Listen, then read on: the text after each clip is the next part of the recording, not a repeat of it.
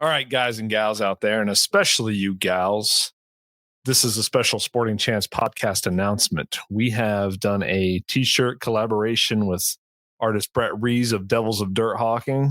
You have a limited window to buy this shirt. Pre-orders end September 14th. Check it out at devilsofdirthawking.brettrees.com, or you can be like me and Google Devils of Dirt Hawking, and that will get you to where you need to be. Take advantage of this collaboration while you can. Listeners, be advised, this episode is rated R for colorful language.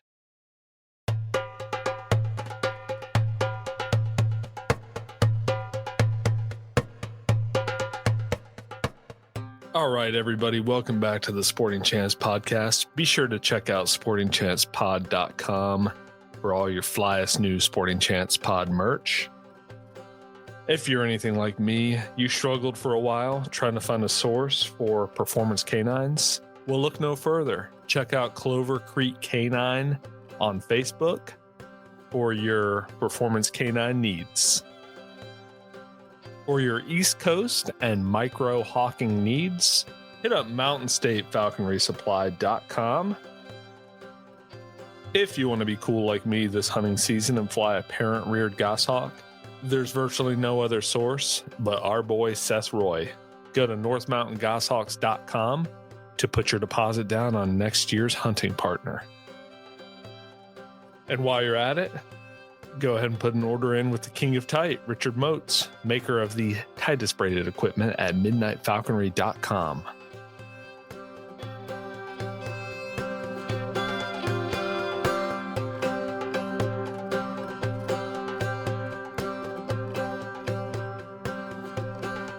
All right, everybody.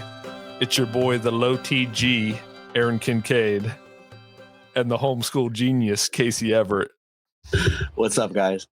And you're listening to the Sporting Chance podcast. Today we are joined by Rick Thompson, falconer from Ohio, the great state of Ohio. Welcome, Rick.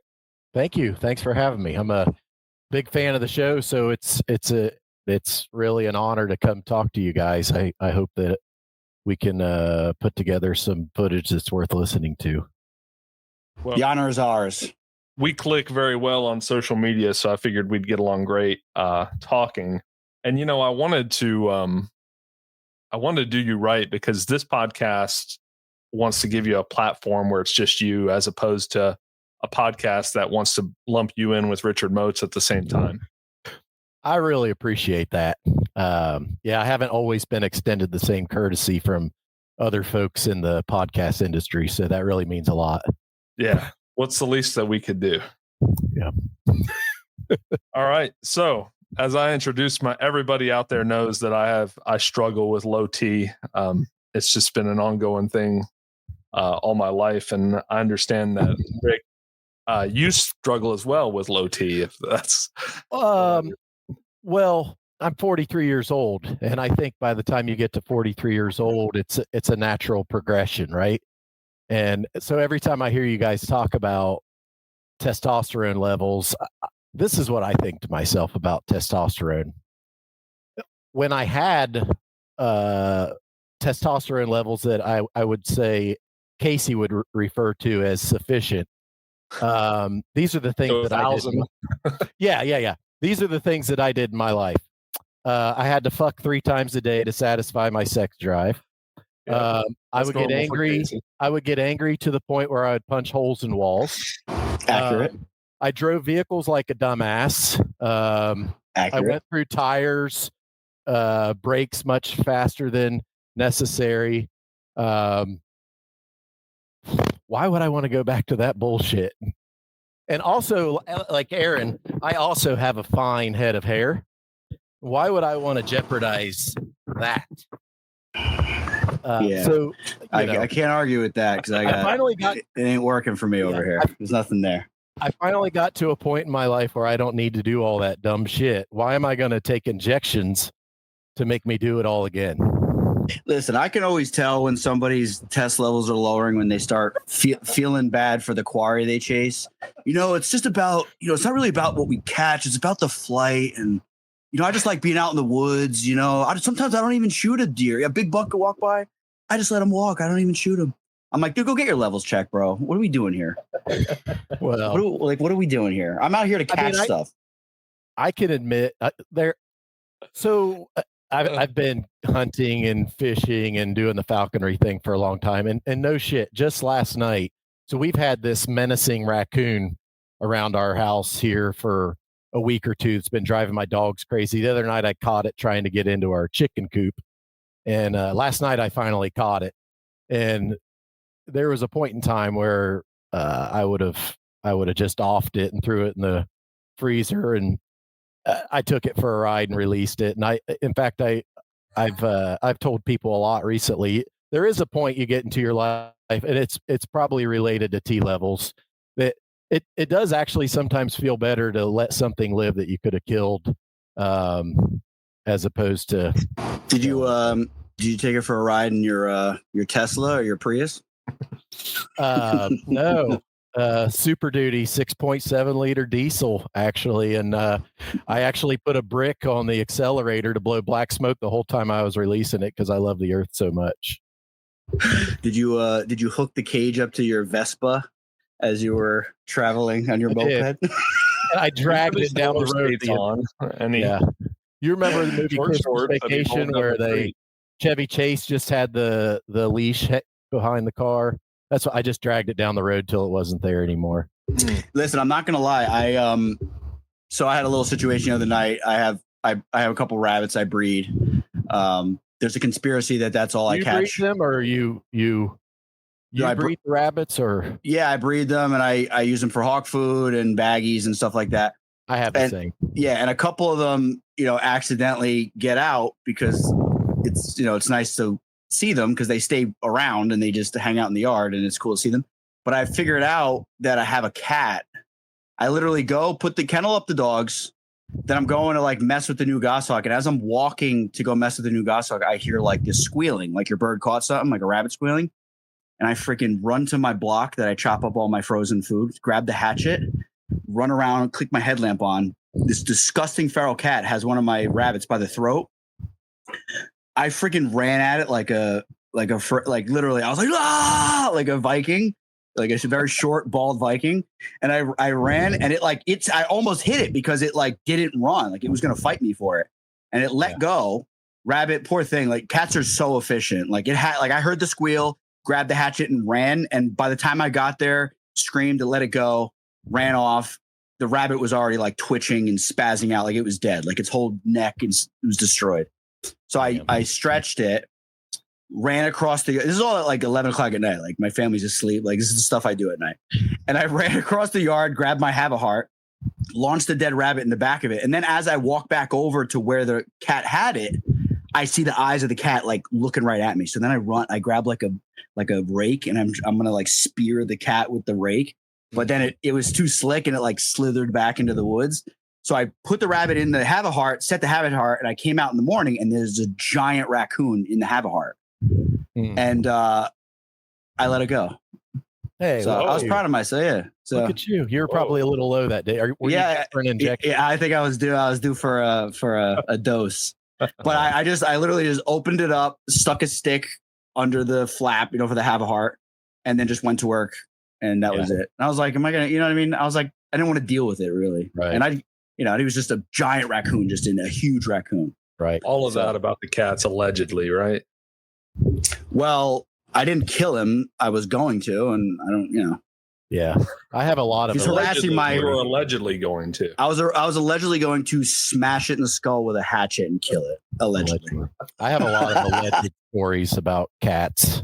Me too. Allegedly. Yeah. Whatever. Yeah. We're gonna get arrested. So I used to be an avid trapper, and as you guys know, when you get serious about falconry, a lot of your hobbies kind of take a back seat, and trapping was one of those things for me. But when you're trapping coyotes and raccoons and everything else, because as you guys have well documented, feral cats are a problem. You catch a lot of feral cats on accident, and there's lots of useful things that you could allegedly do with them. I don't know if you guys know this or not, but there's nothing better to attract foxes in a fox set than feral cat meat. At least that's what I was told. That's the word on the street. That's a good pro tip. Yeah. Yeah. So that's it. So just for the audio, like Rick, you're like a really well-rounded outdoorsman. I am. I mean, I'm no, what's the guy Bear that you guys have? Like, you guys have had a lot more qualified guests to talk about, a lot of outdoors, but I mean, yeah, I do a lot and have done a lot over the years. I live for the outdoors. And falconry just, was a new way for me to experience the outdoors. As you guys know, you become part of the outdoors rather than just, hunting and fishing. It's a whole different way to get involved with nature, as you guys know. So 100%. Yeah. It's like, I was thinking about the other day because like that whole rant that Steven Rinella went on about falconry like 4 years ago, I still can't let it go. Like it still pisses me off. A lot of people may not know about that, Casey. So why don't you go ahead and run that down? Yeah. Remind me of that. Yeah. So basically on the Meat Eater podcast, there's a clip, and there's a few clips where he references falconry, and it's always in like a disparaging way. But then one clip, he like went in on falconry and was like, he has this whole theory. Steve Rinella on the Meat Eater show is saying that he has this whole theory that the majority of people that got involved in falconry are just like Dungeons and Dragons, like Renaissance fair people. And that's like why they're into it. And they're not really hunters. And Jonathan Meunier. Essentially, yeah. Shout out to John. And shout out to John. And it just like it rubbed me the wrong way. I emailed them, a bunch of other people, other falconers emailed them about it.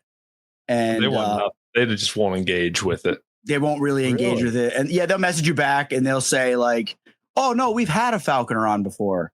And then like, I'm like, okay, what episode? And they're like, this episode. And you listen to the episode and it was like some guy who went to Mongolia and like did the tourist thing, That's and it's like, okay, that's not fun. Then they had one of the, not the current president of the Peregrine Fund, but like a former president, I believe. And he's technically, I think, a falconer, but he's not really flying lately. Mm-hmm. And so they're like, well, we had him on, and it was, and they had RFK on, and he talked about falconry, but a lot of the stuff that Bobby, as we call him. Yeah. Friend of the show. It was not really very accurate, some of the stuff he was saying. So it wasn't really a good representation. Like we need like a real falconer to go on the show. Like anybody. Like I don't care who it is, but somebody that's like we all respect and we're like, okay, sweet. This guy's there talking about it. Awesome. Probably should be one of you guys. Listen, I don't know. Like, I don't know if you mentioned the respect part. That's for that reason, it probably shouldn't be us. Okay. It probably should be Aaron. Aaron could. He'll have everybody. Yeah. Everybody will be crying and like dealing with their childhood traumas by the end of it. Cause he's with his counseling skills. To your point earlier about, so there's no doubt that there's a lot of nerds that do falconry. A lot of the Meunier types out there that are into D&D and Star Wars and all that and do falconry. Sure. But a lot of those people, falconry was like their entry into the outdoors. And a lot of those people have more interest in hunting and sporting activities now, thanks to falconry. Yeah, probably a low percentage, but there's no way those people would have got into it one way or the other. Outside of falconry, there's no way.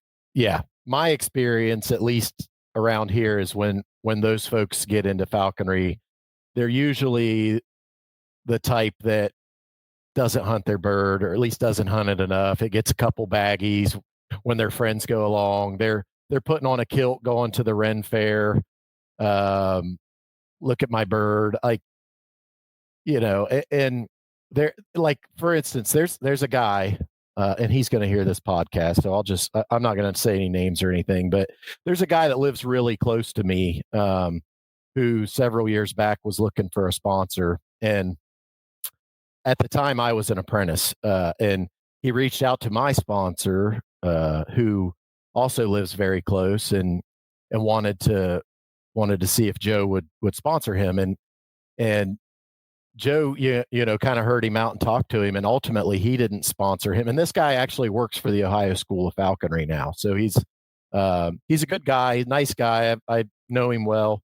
But Joe's hesitation in sponsoring him at the time was not only was he going to have to teach him falconry, but he was going to have to teach him to hunt. And that, as you guys know, that's a whole different level to try to teach people about where rabbits live, where squirrels live, the habitat you need to be in, to teach a guy the drive to be able to go into thick cover and move game and stuff like that. It's just not something that Joe was willing to commit to. And he's a falconer now. He got a sponsor, and he teaches at the Ohio School of Falconry. So those are the types of folks who, they want to get involved in falconry, but it seems that maybe their biggest interest in becoming a falconer is to hold a bird and show everybody, hey, look at my bird. Yeah,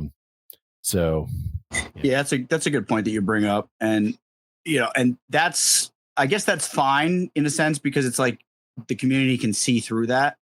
The thing that bothers me the most is when somebody is a falconer, they get into falconry they just want birds. They really like birds. And then the hunting, they do the hunting for the sake of the birds, but then they view themselves as somehow above your everyday hunter. And that's kind of what drives me like up a wall, because I'm like, yeah, what we do is very Steven Rinella. Right. Because, and I was saying that whole thing about Steve because I was thinking about it the other day, because like I work with my hands and I just ponder all day and talk to myself basically. So, and I was like, the only way that I could describe like somebody like Steve, and he does a lot for the hunting industry and stuff like that, and it's good, but he views hunting through a scope. He's viewing it through his scope, his weapon. He's not in it. He's not immersed in it. The trapping side that he does is more so he's immersed in it, but the majority of his content is like through a scope, 200 yards away, putting a bullet in something, and what we do and what trappers do is like, you are like immersed in it and you have to kind of immerse yourself in it. Otherwise you won't be successful. So and there is this temptation to like, I am better than, Joe Blow, who goes out and shoots his one doe and one buck every year. But at the same time, we're all hunters and we really should respect each other. And we talked about this ad nauseum, so I'm not going to go into that. But, that's what drives me nuts when somebody's like, they're anti-hunting, but they're like, they think falconry, like they put falconry on a pedestal, like we're better than everybody else. And it's like, no, we're killing stuff at the end of the day. We're just doing it in a different way. Let's all be friends. Take it easy. I've absolutely had falconers turn their nose up at me for trapping. I'm like, bro, you're literally, well, it's really sister, really, not bro. Sister, you're in there choking, a squirrel to death that your hawk is holding on to while its little bug eyes are shooting back and forth, while it's gasping for life and blood's oozing out of its nostril. And you're going to frown on me for catching a beaver in a body grip. Yeah. How dare you trap that beaver? Why don't you let your bird shove all 8 talons into its face and just squeeze it to death? And while you stand there and watch, let's do that. That's way more natural. It's like, get the hell out of here. Come on. We're all killing stuff at the end of the day. We're putting game in our freezer. Get over it. Like, we're all hunters. That's right. Agreed. Yeah. The unfortunate part of the folks who, the look at me folks, I guess is what I'll call them, that are about, they get the most eyes on them. And so the general public gets the wrong perception of what falconry really is and what we're actually out there doing. But it is what it is. It's our responsibility as a community to make sure that the right people become falconers. And, you can call it gatekeeping, whatever you want. But there are always going to be a few people who slip through the cracks. But it is really important that we, pass it on to the right people. I agree. I mean, listen, you can call it gatekeeping. You can call it whatever you want. If you're breeding pit bulls, you should sell it to somebody who's qualified to have it. You know what you're breeding. Someone is going to let that thing maul babies. Exactly. If you are at a reptile, like you go to a reptile expo, you can buy a reticulated python for like $150. It's your responsibility to look for the guy with the swastika. So stupid. So it's like, you know what I mean? And it's like it is in any type of community, there is some gatekeeping that like needs to be like, you know, even like as motorcycles. Like you shouldn't sell a kid that just got his motorcycle license, like, you know, a Kawasaki Ninja 1000cc bike. You know what I mean? Like he's going to kill himself. Like no, just start with a 250, learn how to ride, and then you get 1,000. You're going to kill yourself. Like there has to be some sort of gatekeeping if you respect your community and if you want it to be a certain way. You know what I mean? Our system in the U.S. is set up for us to be the gatekeepers.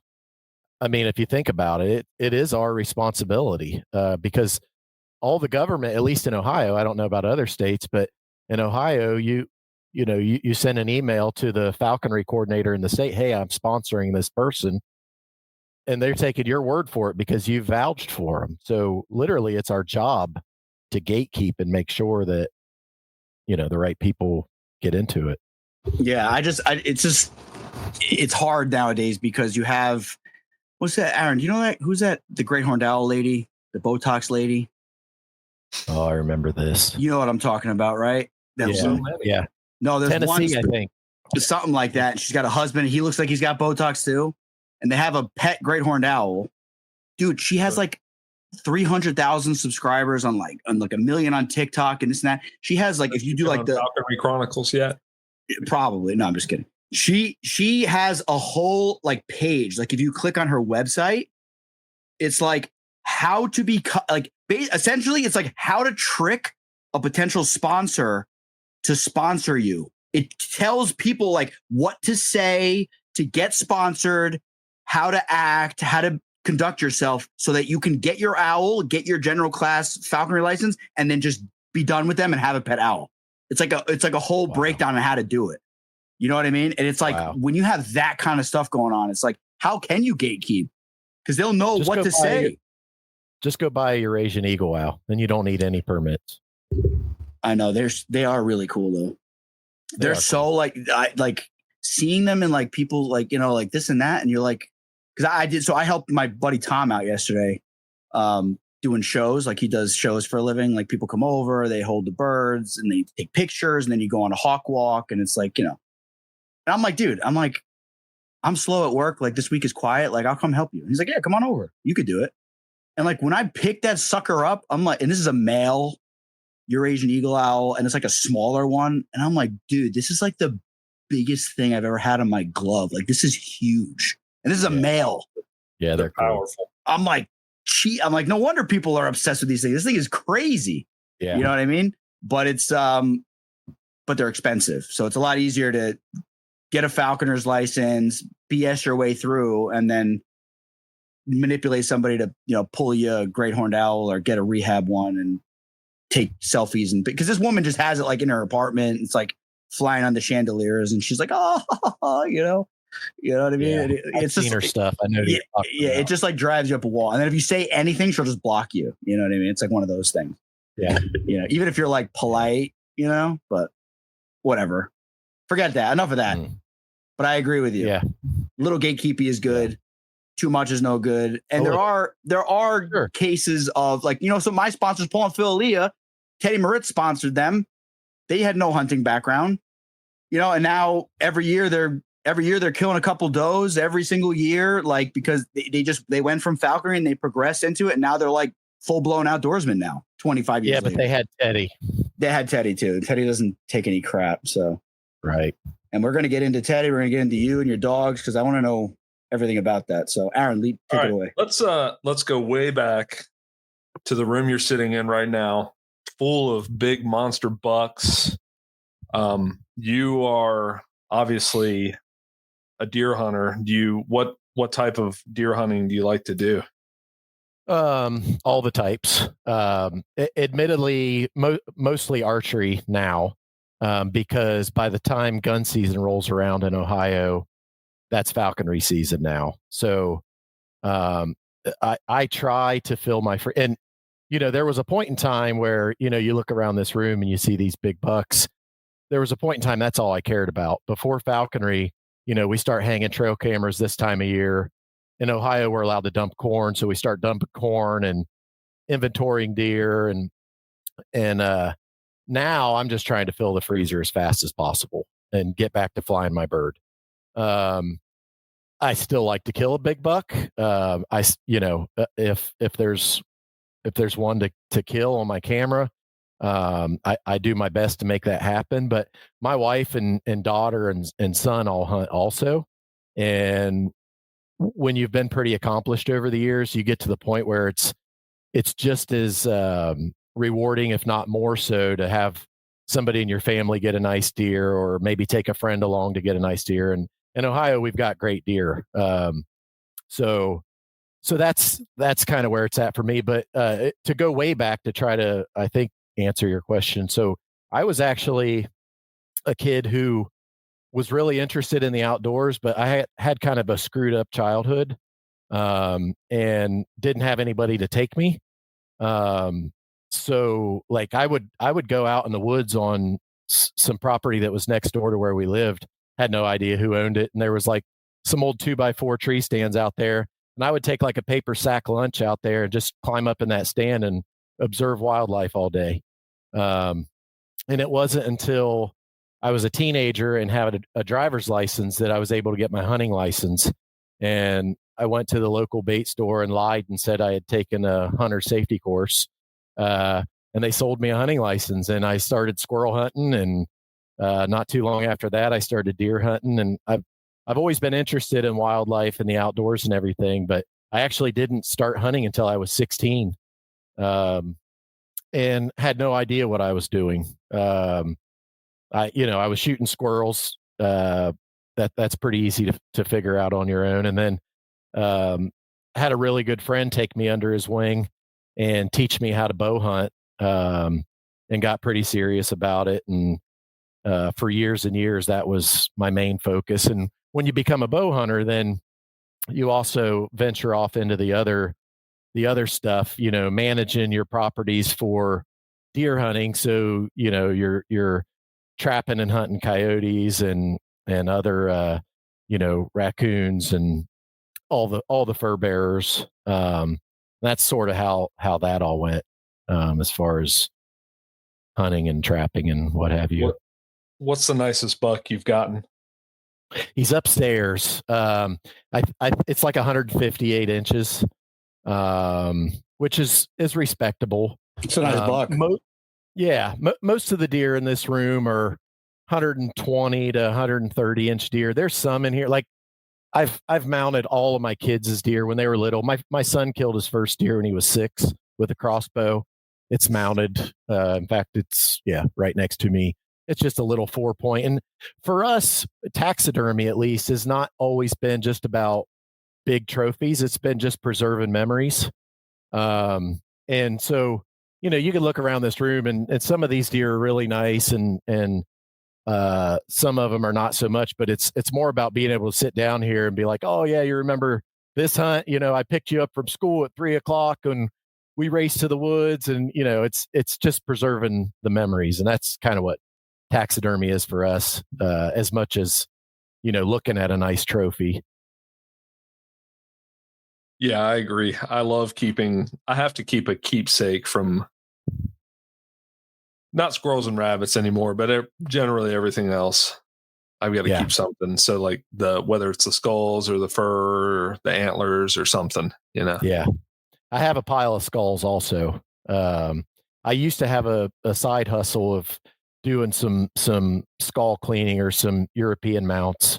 And once again, falconry sort of shut that down.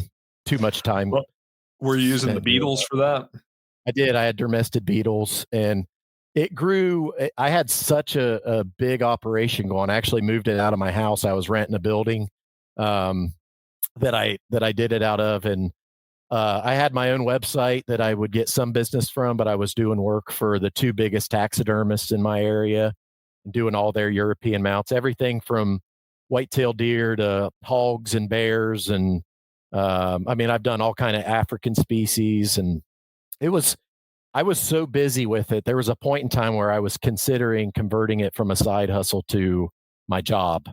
And then I got a promotion where I work, and I didn't really need the side money anymore. And also about that same time got involved in falconry. So I just sort of stopped doing it. Now I still do it for friends, and for some of my own stuff, but you keep the beetles still or anything like that. I don't. I got rid of the beetles. When I do it now, I do maceration. I don't know if you're familiar with that, which essentially maceration is you're putting the head down in like a bucket or a barrel of water and letting the bacteria do the work. When you have beetles, you just get as much flesh off as you can yourself with knives, and the beetles clean it down to bone. And then to properly whiten a skull, the most important part is properly degreasing the bone. There's a lot of people out there that can make a skull look nice initially, and then over time the grease seeps through the skull and it starts to look oily. Properly degreasing is the trick. Cleaning it is the easy part, getting the flesh off. But yeah, so now when I do my own stuff, I'll macerate it, put it in a bucket for a few months, let the bacteria eat it off, and then degrease it and whiten it. I've tried everything but the beetles.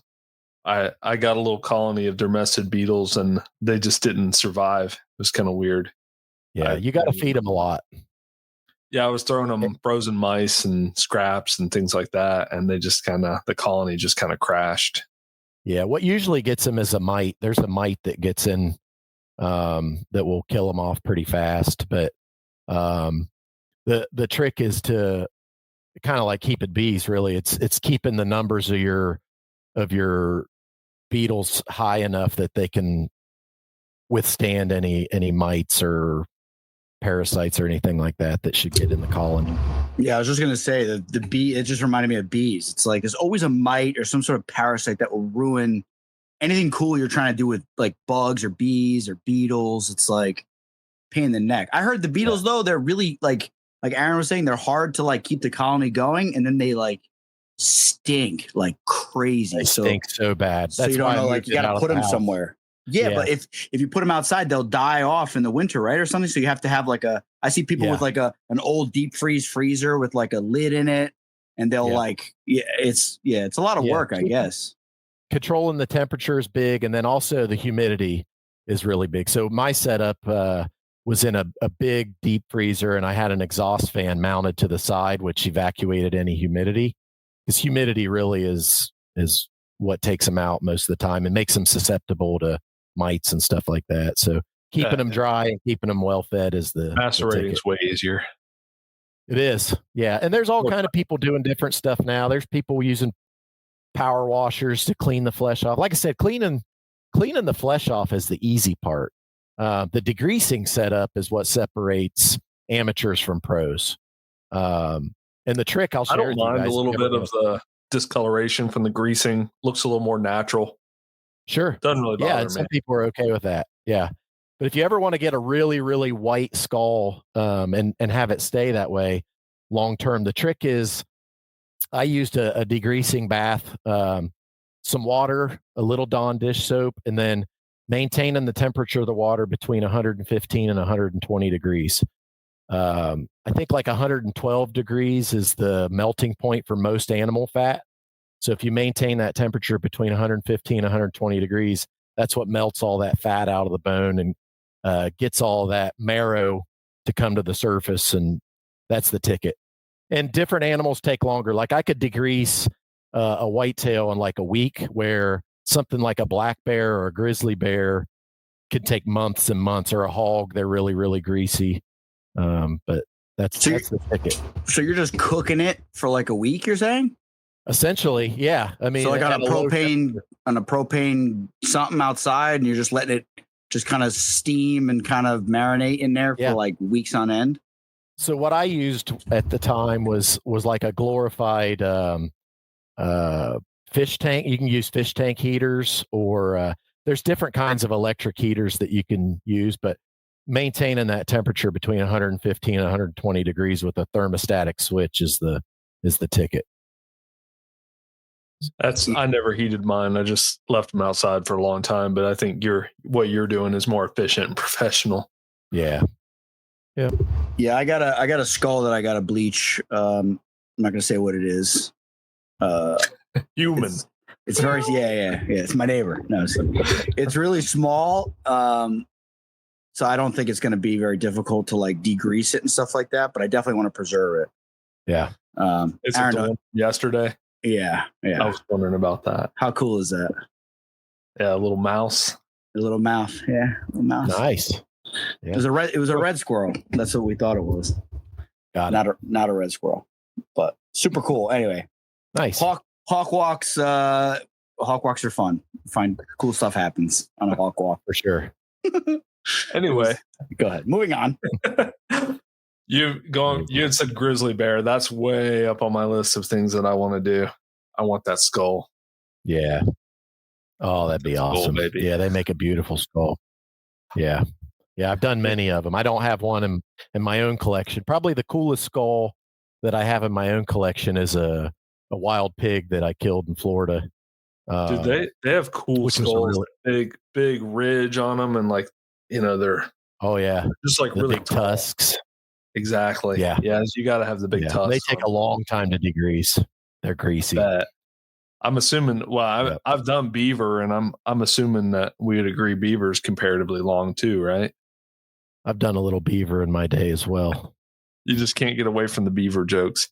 Somebody on Facebook posted this. They had this jar of commercial like beaver meat that they sell to like feed dogs. Mm-hmm. Raw beaver meat, and the jokes were just eat beaver. Sure. I eat beaver. I love beaver with fur. I eat beaver every morning. Beaver. It is really rich. I mean, as you guys know, the meat really is rich. Bro, it's good for your mental health also. That's what people don't talk about. It's really good for your mental health. Right. It's good for your immune system, right, Casey? Anyway, so I don't know about that, but yeah. Casey had beaver meat here for the first time ever. And dude, what'd you think? All right. Like yourself, I was a psychopath whitetail guy for a long time. Beaver backstraps, just cook. What'd you do? What Courtney do? Just a little ghee, little salt. Yeah, just a cast iron skillet with a little ghee, salt, pepper. That's it. Better than any backstrap off of any deer, by far. Really? Oh, really? I'm dead serious. Better so than any good. steak you've ever had too. It just literally just like she just cooked it medium rare, just with your fork, just falling off, soft, tender, flavorful, no gross. It was just it was freaking delicious. And me and Aaron both took a plate, and I just found myself like subconsciously, because I'm a fatty, just going back over and just taking more. So good. Try me some of that. Oh, it's so good. Yeah, it's definitely good. Feed the rest of we slow cooked we did the pulled. That was good. The hams and the front legs. So as far as I'm concerned, the edible parts of a beaver for a human that's not starving is the hams, the forelegs, and then the backstrap. And at the bottom, there's like a quote unquote sirloin, but to me, that's all part of the backstrap. But okay, that backstrap, I haven't tried that. Dude, I think, it wouldn't break my heart to feed everything but the backstrap to hawks or dogs. But that backstrap, there's no way. I'm not. Have you guys tried groundhog before? Never. I have not, but I have a feeling it's probably just as good. It's just the fact that it's a groundhog that I don't want to eat it. It's like rabbit. It's like eating rabbit, I think. The key is to take a young groundhog for the pot. Like, you want to try to eat like a massive, 15 or 20 pound groundhog. But if you get like this year's, I did it one time, and admittedly I haven't done it since, but the one time I tried it, it was delicious. And then the other thing, I don't know, Aaron, if with your trapping adventures, if you're doing any muskrat trapping, but aside from muskrats being great hawk food, they're actually delicious for the table also. They call them swamp rabbit, all the old timers around here, or marsh rabbit, I think. It's just a mini beaver. I mean, that's a huge pro tip. We talked about this before, but we're in the middle of the molt right now when everybody's listening to this. So if you got a trapper friend of yours, or you know somebody that knows a trapper, say, dude, I'll buy as much muskrat meat as they have, as long as it's good and they freeze it immediately. It's like, if you're talking about buying quail, you get like triple the meat for half the price, and it's just as rich and good for your birds. Like, that's a no-brainer. Like, that's what my problem is that I did that every year for like the last like 6 years. And then I let a buddy of mine know that lives 20 minutes away from me that's got 100 birds. You lost your source. And now I call the source. I said, all right, I'm ready. He goes, oh, I'm sold out. Everything went to your buddy. I said, are you kidding me? So now I got quail and rabbit and everything else I could find, because quail's expensive. It's like $2.50 a quail at like the best price you can get. Muskrat, you get like quail. Yeah, that's the way. I think quail. I don't, but I want to start. I've tried, and I found it was just worthwhile just to buy it from someone else. Yeah, just feeding. Like I don't know. It probably cost me the same to raise them as it did to just buy them from someone else. Yeah, I admit, I originally started raising quail just to have some baggies for new birds, and so I don't feed them very much to my birds anymore. I'm mostly just using the eggs and stuff. But I mean, I don't know about you guys, but my birds are taking enough game that I mostly just feed that back through the molt. Rabbit and squirrel. I know it's not as rich, but in my experience, at least if you're feeding enough, the birds mold out just fine on the game that they kill. Yeah, the whole thing of like, oh, you can't feed rabbit through the molt. I'm like, if you're raising an eyas that's growing bones, like, okay, you need some quail. If you got a bird that's just molting feathers, throwing some rabbits in there, like you're not gonna have any problems. Like, you're literally not gonna have any problems. Like, correct. There's no way. It's just growing feathers. Like, take it easy. Think about wild birds. Every wild bird is like feather perfect, and they're just eating whatever they can find. They're eating bugs. They're eating worms. They're eating snakes and rats and roadkill. And exactly. Whatever. Yeah, it's nonsense. A lot of pseudoscience in falconry. All right, before we move on to falconry, we've kind of danced around the subject. Let's talk a little bit about trapping, a little more your experience trapping. And before we move on from the eating of game, have you ever eaten coon?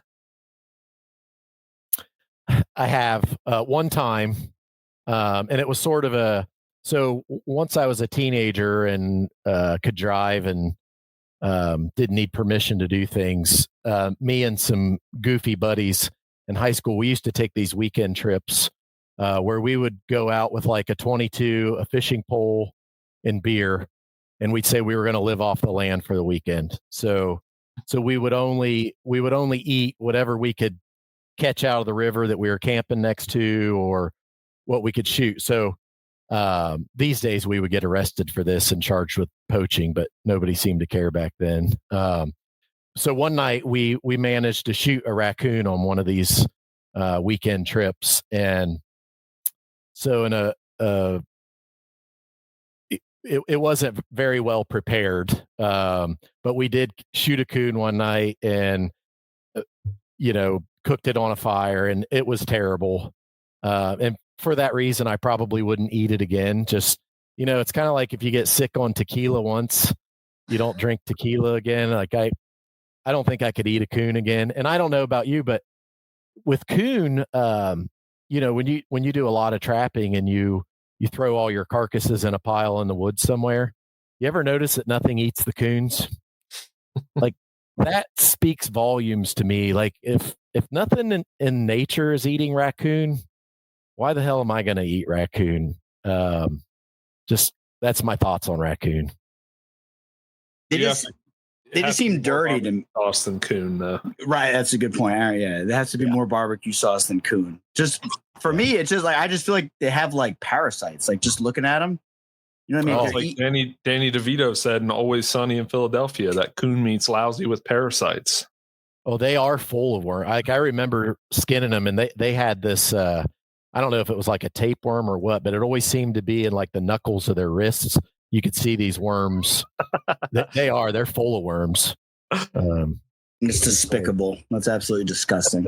Yeah. I mean, but like Rabbits. bears are pretty, rabbits too, but bears are pretty gross too. If you think about it, like with the tapeworms, like those videos of the 20-foot tapeworm hanging out of its ass swing. It's like disgusting, but like the meat is so good that I'm like, all right, I'll cook it and I'll deal with it. 160 degrees is good to eat, right? Yeah, or 140 for X amount of time. Yeah, you can. There's all different scenarios you can do, but I mean, you can't go wrong with that.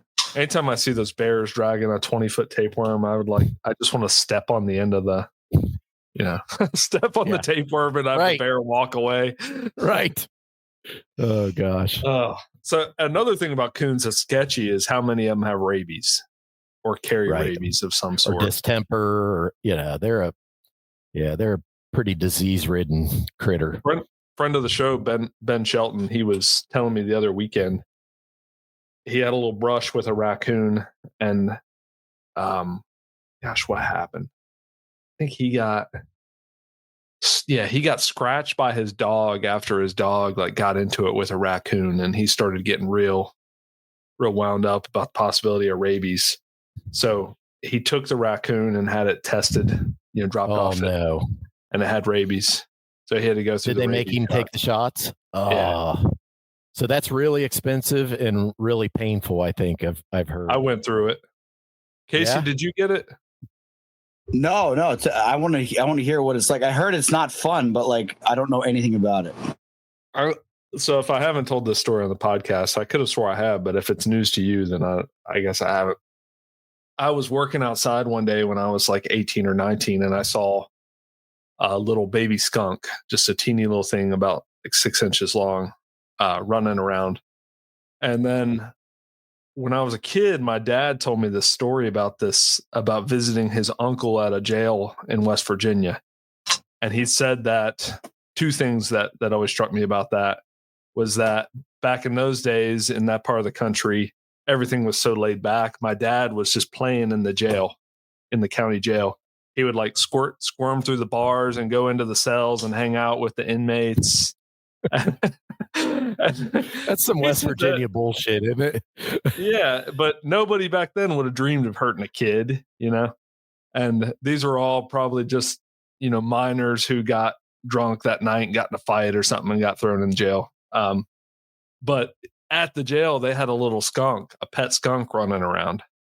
And I always grew up with the idea that a skunk would be a great pet. So I see this little skunk and I go, now's my time. So I walk up and I grab it. And when I pick it up, I grab it behind the neck because I figured it would try and bite me. I pick it up behind the neck and I'm holding it and it's leaking its skunk juice out and it gets on my hand. And before that, I could never smell skunk. After that, I can smell skunk. We would drive down the road and people would go, oh, you smell skunk? I couldn't smell it. Now I can. Now I can smell skunk really easily. But it sunk a fang into my thumb. And I was holding it, getting skunk juice all over. And I was like, man, this is just kind of a shitty idea. So I just dropped it and let it go. And then somebody told me, bro, man, those things carry rabies. And I was like, whatever. And then I got a little sketched out and I talked to a doctor. And I said, what are the symptoms of rabies? What are the warning signs? And he was like, there's really, you're dead by the time you by the time you're showing any symptoms of rabies, you're dead. And he said, I recommend you get the shots. So I went to the ER and I got the shots and went through the first round was 20 of them in my ass. And then I was coming back every 3 days for 7 of them in my, I'm probably exaggerating, but coming back for more in my shoulder, and they messed me up for months. I was really, really messed up for months after going through the rabies shots. So not my smartest moment. That's for sure. I think that's one of those things where, if you get bit, it's a few years back, if you had COVID symptoms, you just don't tell anybody. Just keep that shit to yourself. But with rabies, it's once you see symptoms, it's already in your nervous system and you're dead, right? Yeah, you're dead. Yeah, I think they can't, there's nothing at that point. There's nothing they could do for you. Right. So if you have an exposure and you're nervous about it, you just immediately go and get the shots because it's not worth it. It's not worth. Yeah, exactly. Yeah, Could you imagine as the symptoms are kicking in and you're kicking yourself for not just going and getting the shots? Oh yeah, that'd be terrible. And you're just chasing your family around, foaming at the mouth for some reason. I'll miss you guys.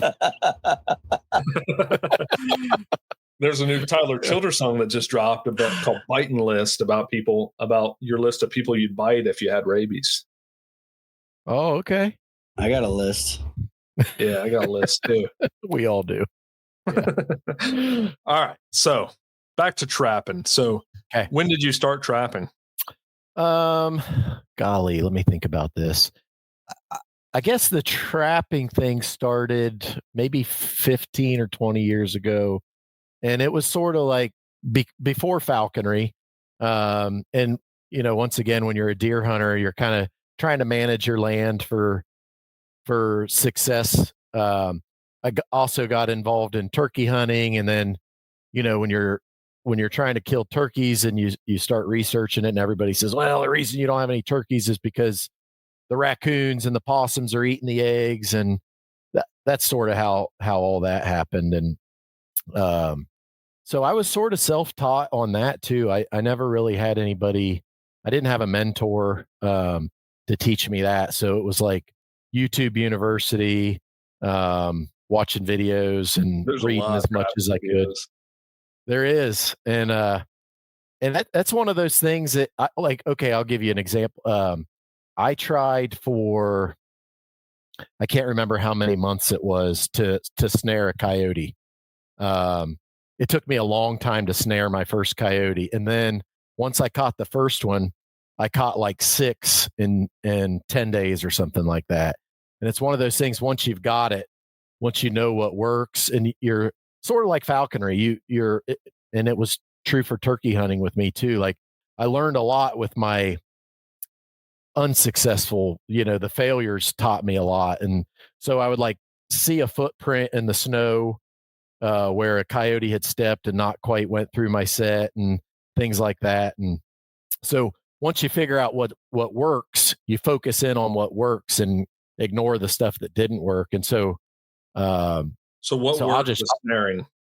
Yeah. So my trick to snaring was this, and I still do this to this day. If like one of my landowners calls me and says, hey, I've got a problem with coyotes, I still do this. And I really don't trap otherwise unless somebody asks me to. But the best advice I can offer is, so around here we have a lot of fence rows and creeks and stuff like that, and like old abandoned fence rows.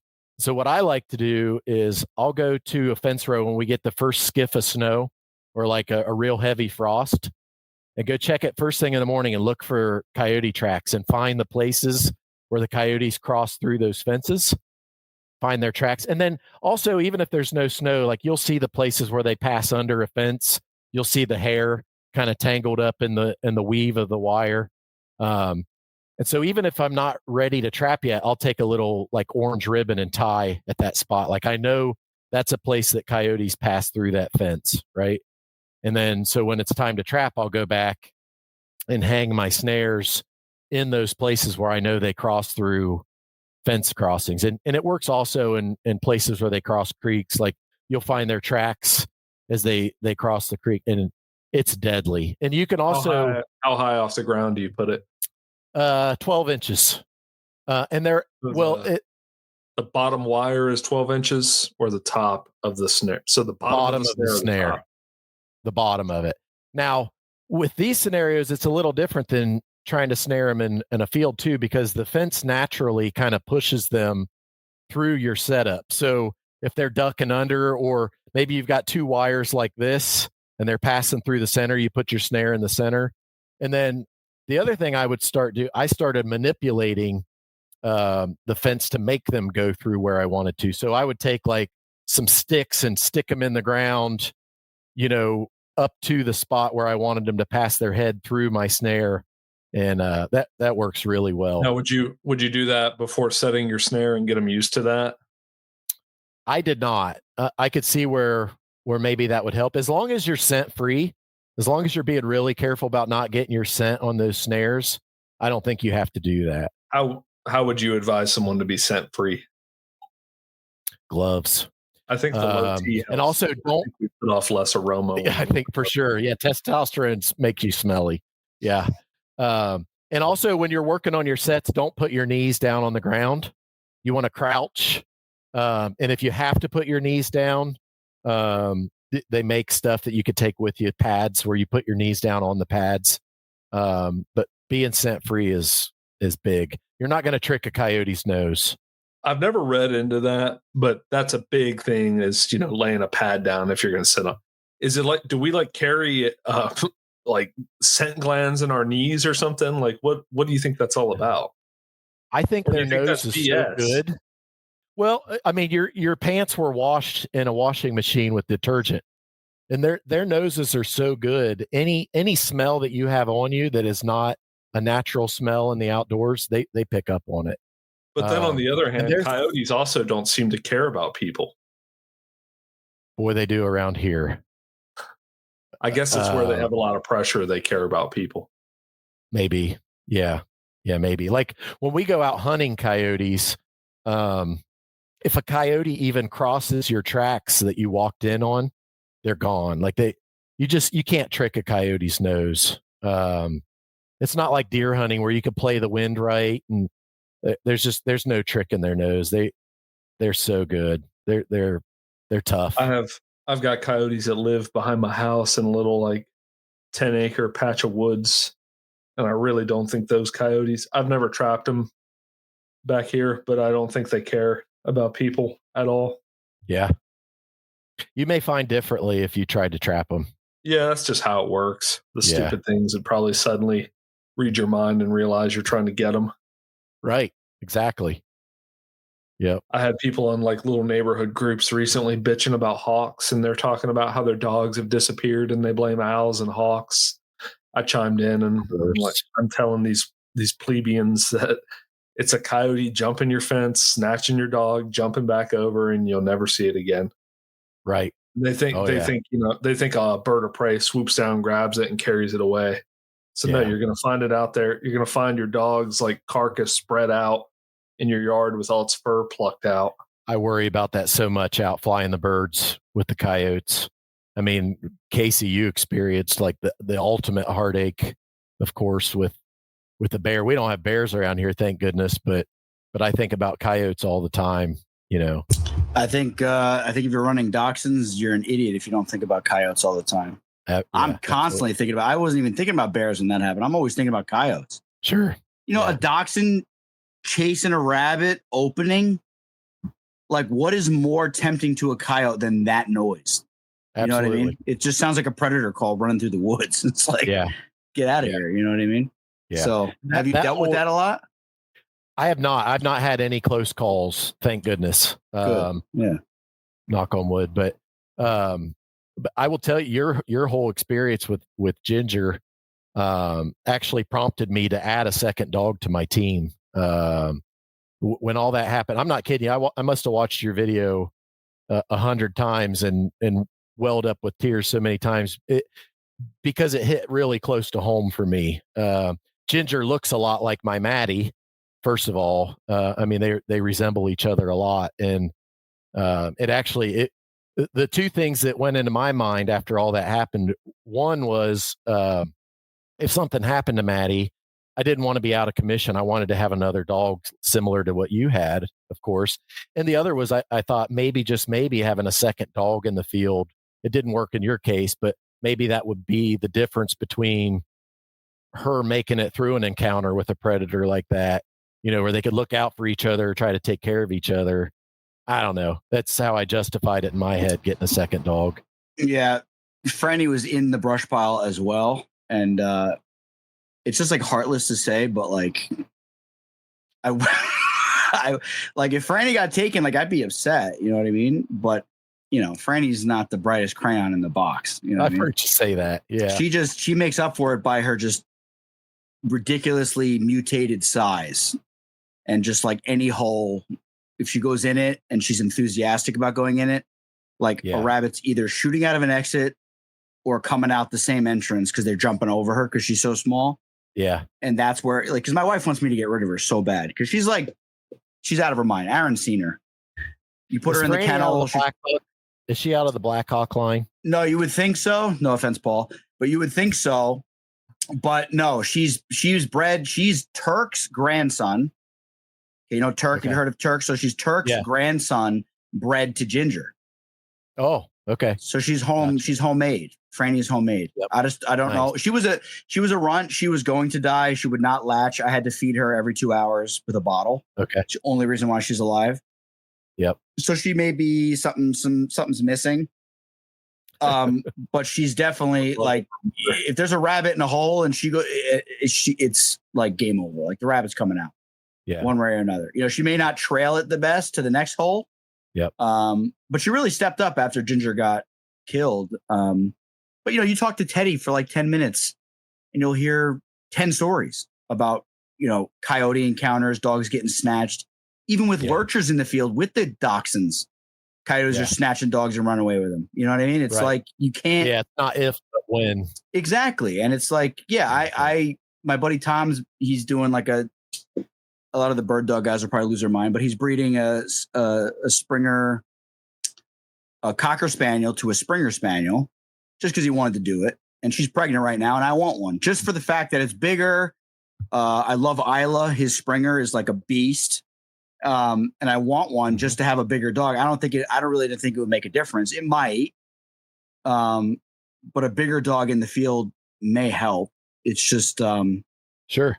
2 dachshunds. Not. I have to tell you guys, the idea of losing a hunting dog terrifies me. And so Maddie is the first hunting dog that I've ever had. And I've had dogs over the years that, like, when I think back to losing them, you know, still kind of breaks your heart and puts a little lump in your throat. And I've never had a dog that goes out in the woods and shares the thing with me that I love the most in this world. And so the relationship with a hunting dog is like on a whole different level than, you know, your Great Dane that sits next to you in the recliner. And it terrifies me to even think about it. But I know build a stronger bond with them someday. Hunt for sure. Exactly. Yeah. Yeah. That loss terrifies me, but I know that, you know, someday something's going to happen and it is what it is. Yeah. It's with a dog. I mean, listen, it's just like with our birds, man. You're putting them back out into the ecosystem. They can die the same way. You cut a dachshund loose in the ecosystem. Like there's a million ways it can get killed. Right. I've run into coyotes in the field. Have you ever seen? I don't think you've ever seen one in the field, have you, Casey? A lot of fox, but no, I've never seen a coyote like milling around while we're hunting. Have you ever seen one, Rick, while you're out with your dachshund? I have out west.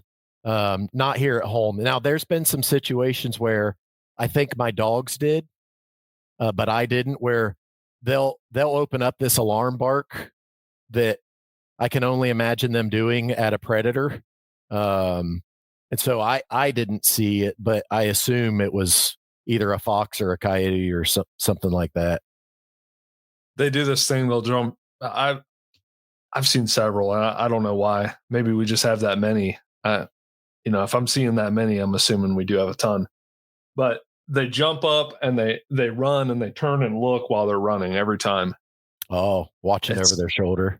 And going out west hunting them with my buddy Titus and his eagles, they do the same thing when the eagle's chasing them. Yep. Yeah, I've seen those videos.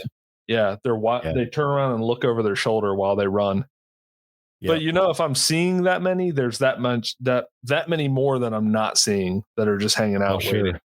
100%. I just think the only thing that makes me like the only thing that I can actively do as the falconer while my dogs are working is just be like obnoxious.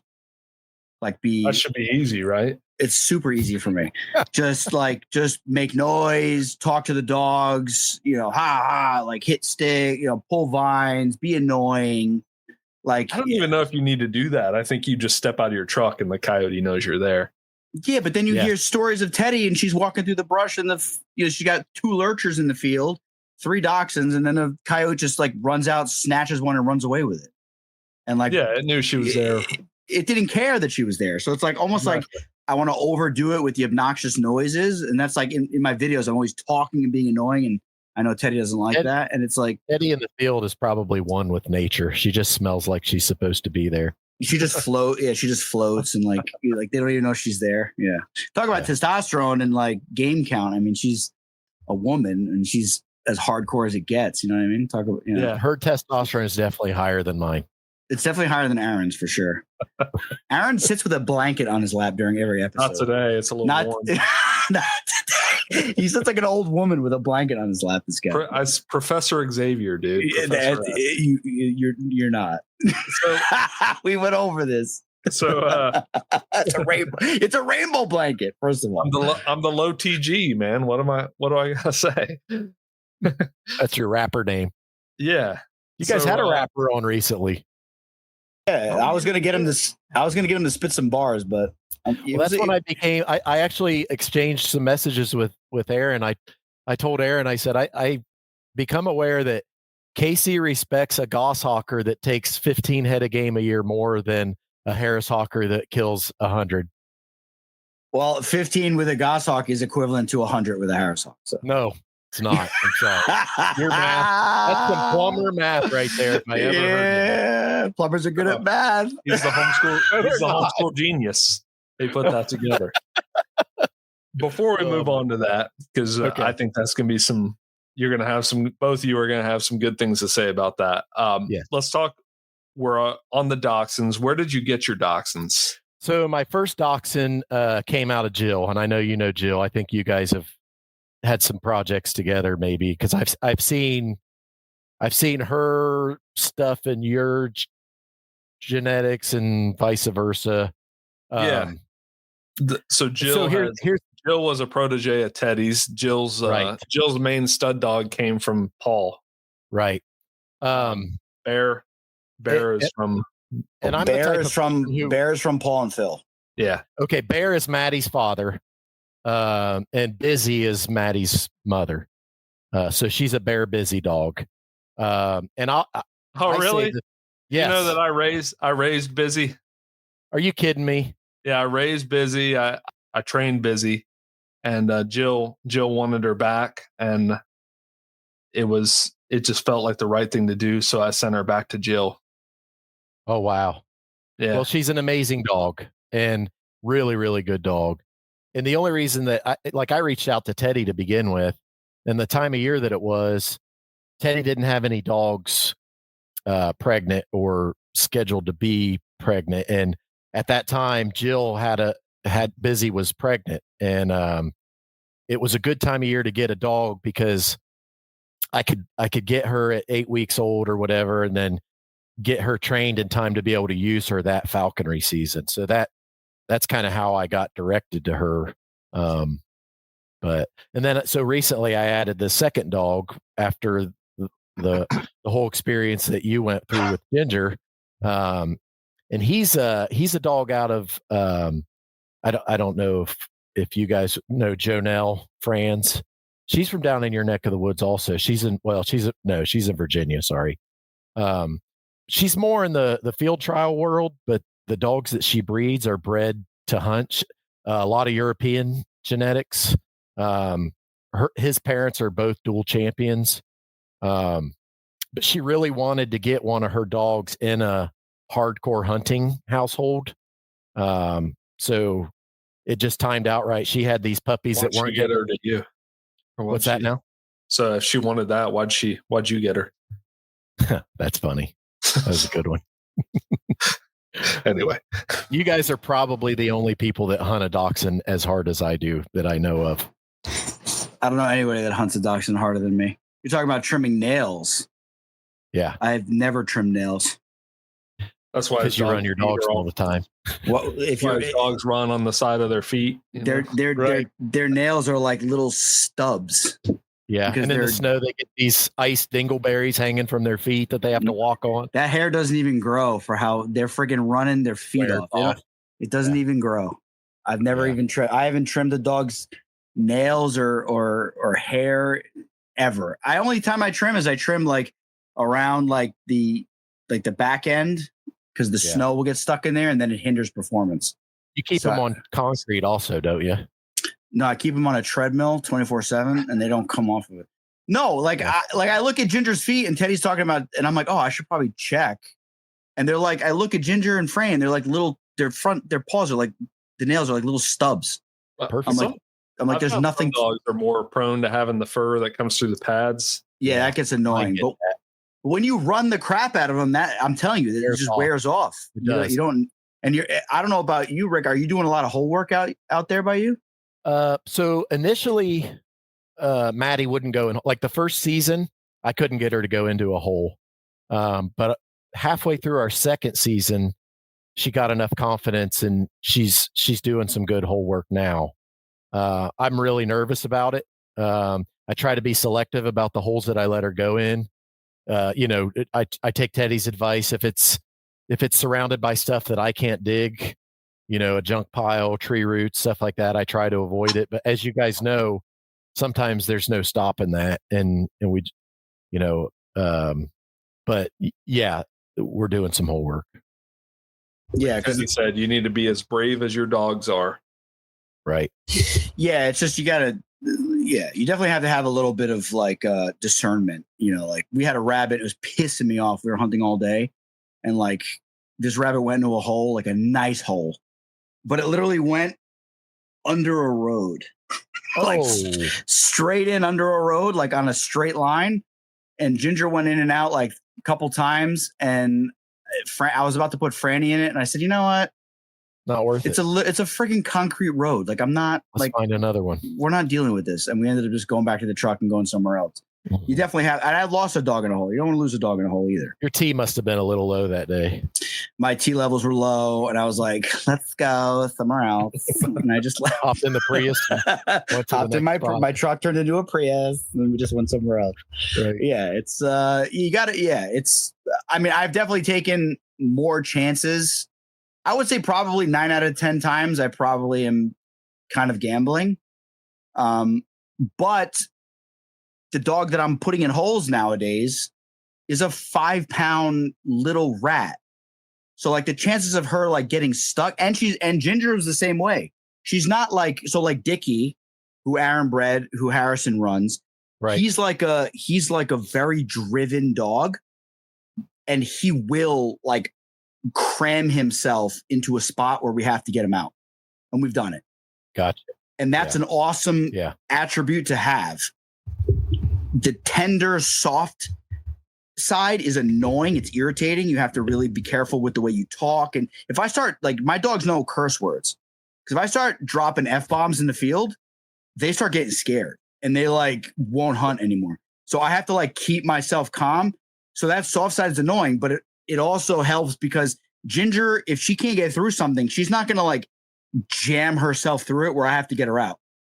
She'll just push, and then come out, look for me, go back in, come out, look for me. And Franny's the same way.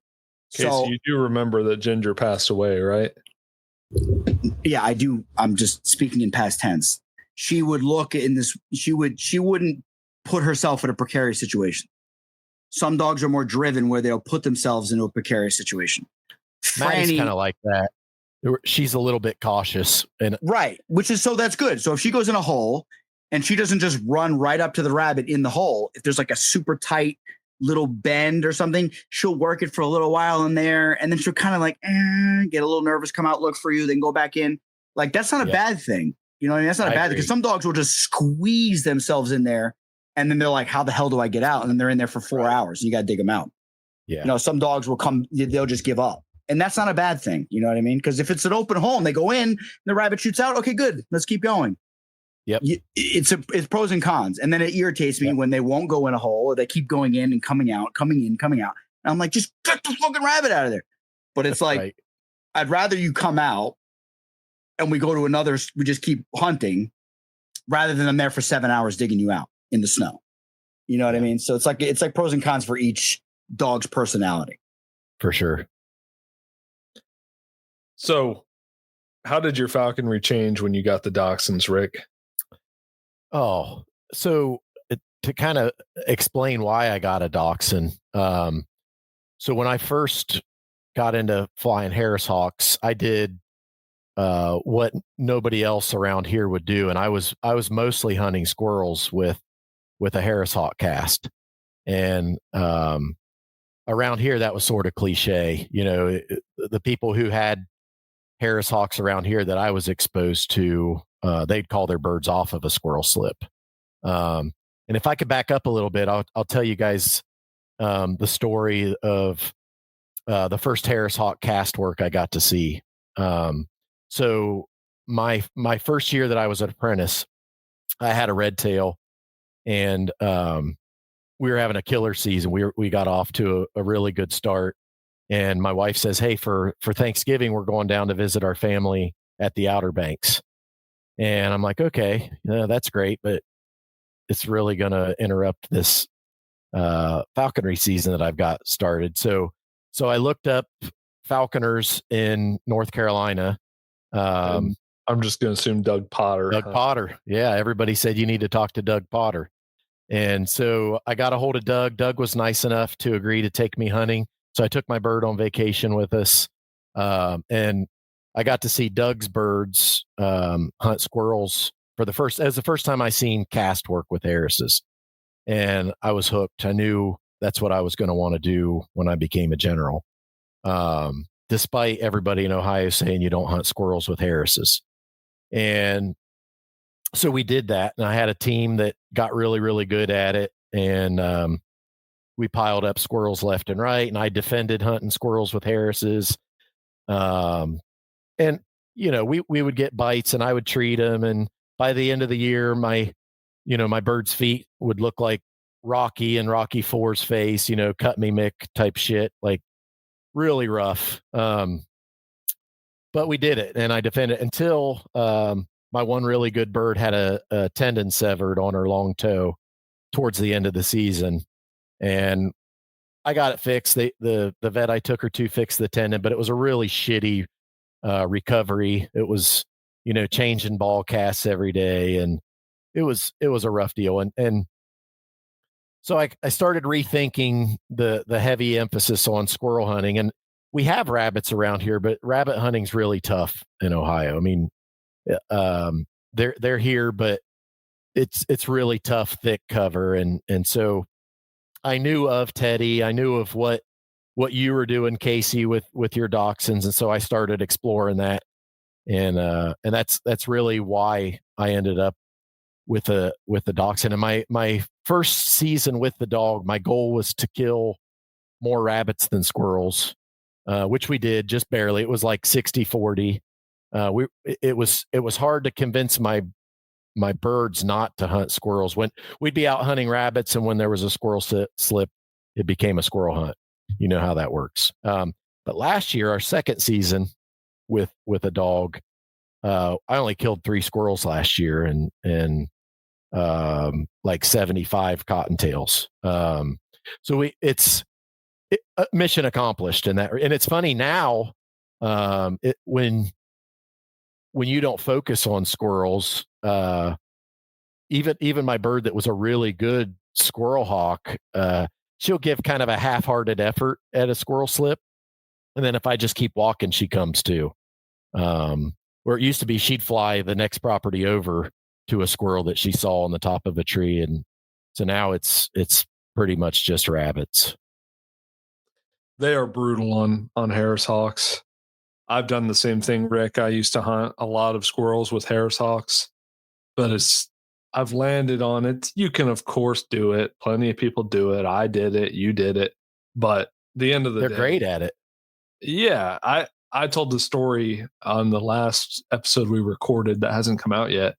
I caught wild Harris hawks in the Sonoran Desert, and they get to hunting squirrels in trees, no problem, right? They get right to it, and they have no experience doing it. But it just beats them up. Their feet are just not equipped for it. They're not.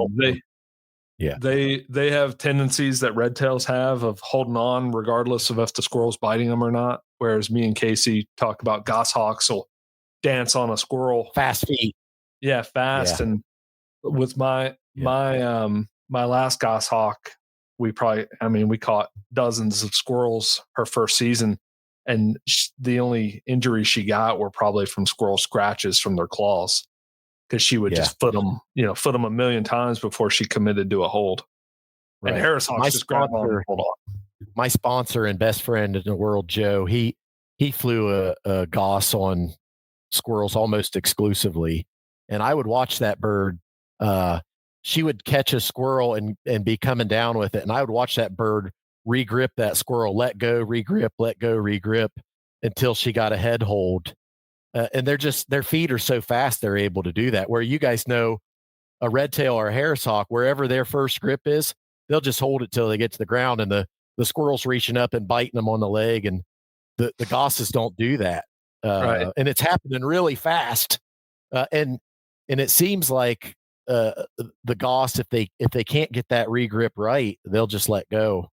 Which I would rather any hawk do that than get tore absolutely. up. Yeah. It definitely gets annoying though, but it gets annoying because What's annoying when you're out with, sorry, Casey, when you're out with people who know nothing about falconry other than Harris hawks and red tails, and they're like, "Why'd your bird let that squirrel go?" You're like, "Because she couldn't get a grip on it, and she wasn't going to let her toe get chewed off by the squirrel." Right. Oh, yeah. It's just it's like with a red tail, they'll just plow the squirrel into the ground, hold on, maybe take a bite, and then you kind of deal with it, get over their dispatch, and then you treat the bite later. It's like they got those big thick toes and big thick feet, scales. and they're just like designed to take it because they know that's like, but with goshawks, like they're also designed to chase squirrels. That's like literally what they're for. Natural quarry. The long tail, the short wing, like they're literally designed to chase squirrels around trees. Like and it's very well documented that that's what they do. They're an arboreal bird from thick northern forests where squirrels live, 100%. And it's like they don't have the feet. Their feet are not built for bites at all. Right. Like even a nice sized female goshawk. I mean, I've had some big ones like the Hicks birds that are like beautyoides, like with the big thick toes. But even still, they're not built to take bites like a red tail is. But they make up for it with their just lack of tolerating getting bit. Like they just do not want to get bit. Right. And if you bring fast feet and they're just like, they know, and I have that one slow motion video that was like, that's one of my favorite videos ever of my bird coming down, hitting the squirrel on the ground, and then doing like this slow motion tap dance.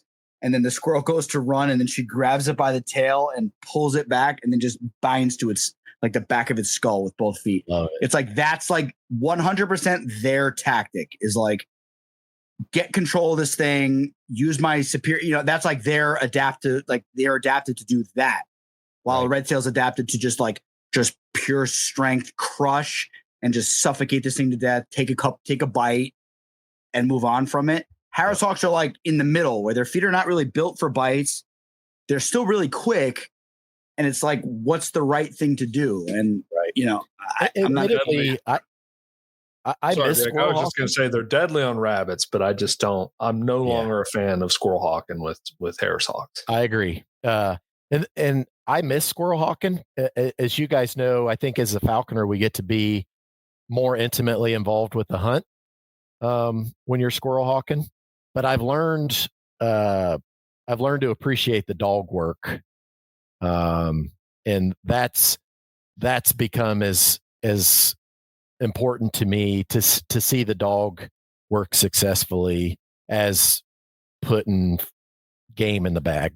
Well, dachshunds are great squirrel dogs too.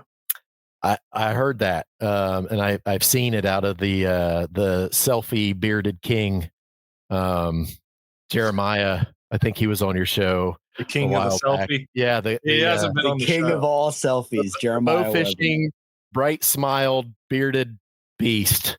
I know he's got a dog that's great at it. My dogs, I always know when Maddie is running on top of a log that she's on a squirrel scent, but she's not really driven by squirrel scent. It doesn't really get her excited. If it's there, she'll follow it, but she doesn't seem to seek it out the way she seeks out rabbit scent. That makes sense. You gotta let her kill a couple. Yeah. You let her kill a couple, then she'll be like, okay, let me get these suckers.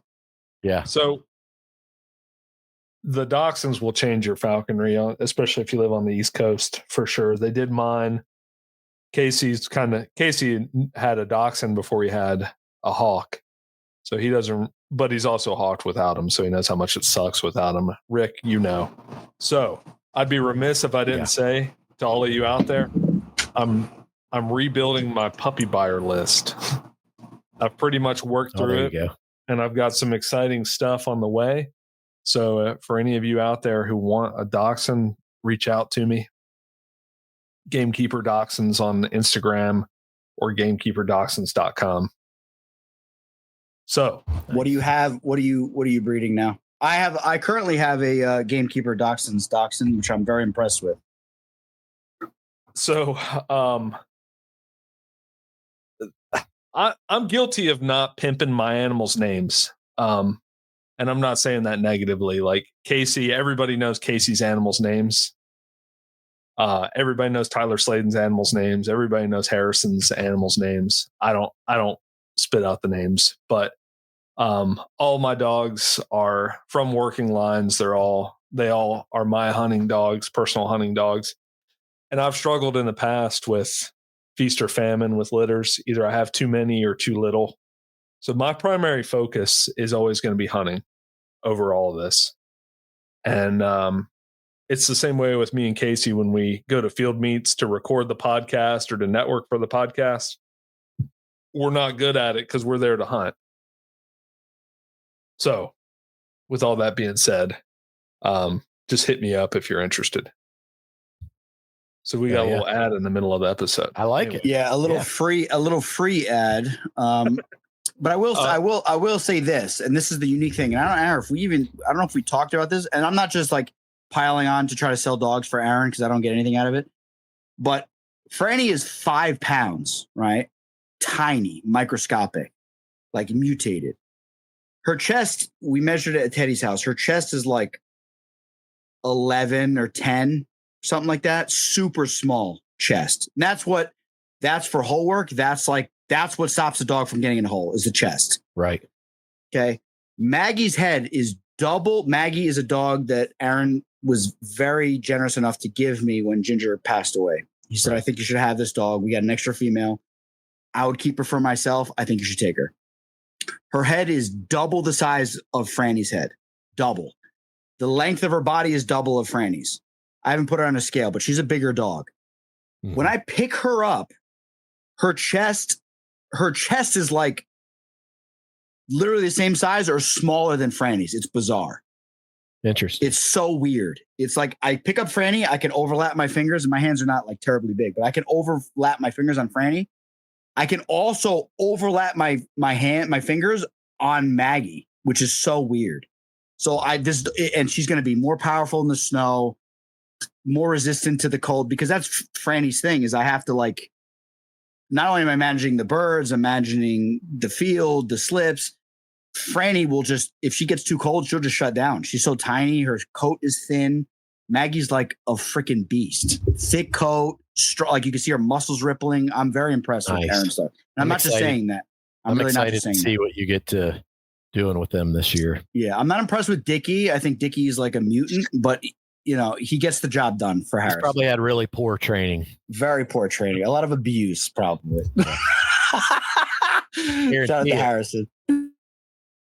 I know something really funny about Harrison. I heard that. Let's hear it. You know what's funny? My first experience with Harrison, I actually was invited by our friend Jill to the Beagle Club in PA in Carrolltown for like a practice field trial weekend. And he had Dickie there. He had just gotten that goshawk and had Dickie there, who was brand new. And that was the first time I had ever met Harrison. And I took my birds there that weekend, and he was nice enough to help me cope some beaks. And so I actually left that weekend incorrectly thinking Harrison was a really nice guy because of that. But I've learned through the podcasts and his own interviews that he's actually a real dick. No, shout out to Harrison. Harrison's I'm playing. He's going through a phase right now. It's he's been nothing but nice to me, and it actually It actually just drives back home the kind of dumb shit that having high testosterone levels can make you do and say. Yeah, he's a young man, and well, you know what's funny is when he piles on about, he makes fun of me about low T, but he sounds like a gay Muppet, and he's like 120 pounds and 6'6". So that's it's true. like that's true. This show is going to have really high ratings because you said gay. Your most highest rated episodes. What was the one episode where I think fag was said no less than 50 times by the Ninja Turtle guy? Oh, Sean, yeah, Sean. That is still one of the most epic, hilarious, ridiculous episodes. It's probably the best show. As a fan, I could say it's probably it's got to be the best. He's one of the funniest dudes on earth. Yeah. Yeah. So no, Harrison gets it done, but yes, his test levels are high, which are good. But they're so high, in fact, where they impact his social skills, and it's just too much. Too far. It's like it's become estrogen at this point. Exactly. Yeah, he needs to take some blockers and kind of balance it out, and he's not doing that. So it's just too much test. Yeah. No, he's never been anything but nice to me. I just want to end on. Well, you obviously haven't been around him long enough, then. Well, I think he might be gay and he has a crush on me. So there's that. That's entirely possible. That might be wise. So, oh shit. Going back to the whole Harris Hawk thing, and you touched on it earlier. Casey disrespects Harris Hawks on a regular basis. I flirt with it, but when I do it, it's all in good fun. Casey's not doing it in good fun. Of course, I'm doing it in good fun. We've gone over this at nauseum on like the last 4 or 5 episodes. We've gone over this. There is nothing more fun in the world than chasing squirrels with the cast of Harris Hawks. Casey doesn't do falconry for fun. He does it for, it's like a religious flailing that he does on his back. He does it for click. Yeah, if my birds miss slips, I just pull out a whip and start whipping my own back until I bleed. Views and likes. Yeah. Oh, it's just you basically do that. What you do is a metaphor for that, for sure. I get way too intense in the field, and that's not healthy. It's definitely not healthy. Rick, you said it earlier about Doug Potter. He told me one time, and I think people will disagree with this, but it made sense to me. Is he said falconry is already hard enough. He said he doesn't want to make it any harder. I agree. And I've thought a lot about, because I knew we would talk about this, and I've thought a lot about how I would address this. And the best way I can make sense of my opinion on it is this. I told you I had a shitty childhood, and I was raised by my grandpa. And one of my grandpa's sayings, as a lot of old timers would say, is you don't ever work hard if you can work smart. And to me, the difference between flying goshawks and flying Harris Hawks is I'm working smart, you're working hard. I mean, that's the facts. You could put a lot of game in the bag, but you are putting so much effort in getting that bird to the point where it will do what it can do. And I can do the same thing or close to the same thing with so much less effort. And admittedly, at least for me, I actually, as you guys know, before I was a falconer, I was an outdoorsman. I'm a hunter. I'm in this sport because I love hunting. I don't actually get off on the process of training birds. I don't enjoy the process of taking a bird and getting it to take that first tidbit and then getting it to hop to the glove. I mean, I've done it, and I've done it well, and I've produced some really successful birds with red tails and kestrel and Harris Hawks, but I really don't enjoy that part. I enjoy getting it out in the woods and killing shit and bringing it home. And so now there may come a time in my falconry world or in this journey that I need that challenge. And it may happen someday. The more I listen to you guys, the more it's like, oh, maybe I just need to get a goshawk to prove that somebody like me that flies Harris's could do it if I wanted to. But meanwhile, I'll be working smart instead of hard. I'll just say that because that's how, listen, I grew up flying my red tail. Paul and Phil had a goshawk and a red tail, and then they just switched to goshawks. I grew up my whole falconry watching them fly goshawks, me flying my red tail, and I wanted nothing to do with it. I wanted zero to do with it. I said, this looks like a pain in the neck. This bird is there flew a lot of passage too, and it was like, okay, now we got to go chase this thing around. Let's run back to the car. And I'm like, why does anybody want to deal with this? Then when I got when Phil told me, just fly my bird, I'm busy with work, go to my house, grab her, put her on your whatever, do the permitting, fly her. I'm busy. There's no way I'm flying her this year. Fly this bird.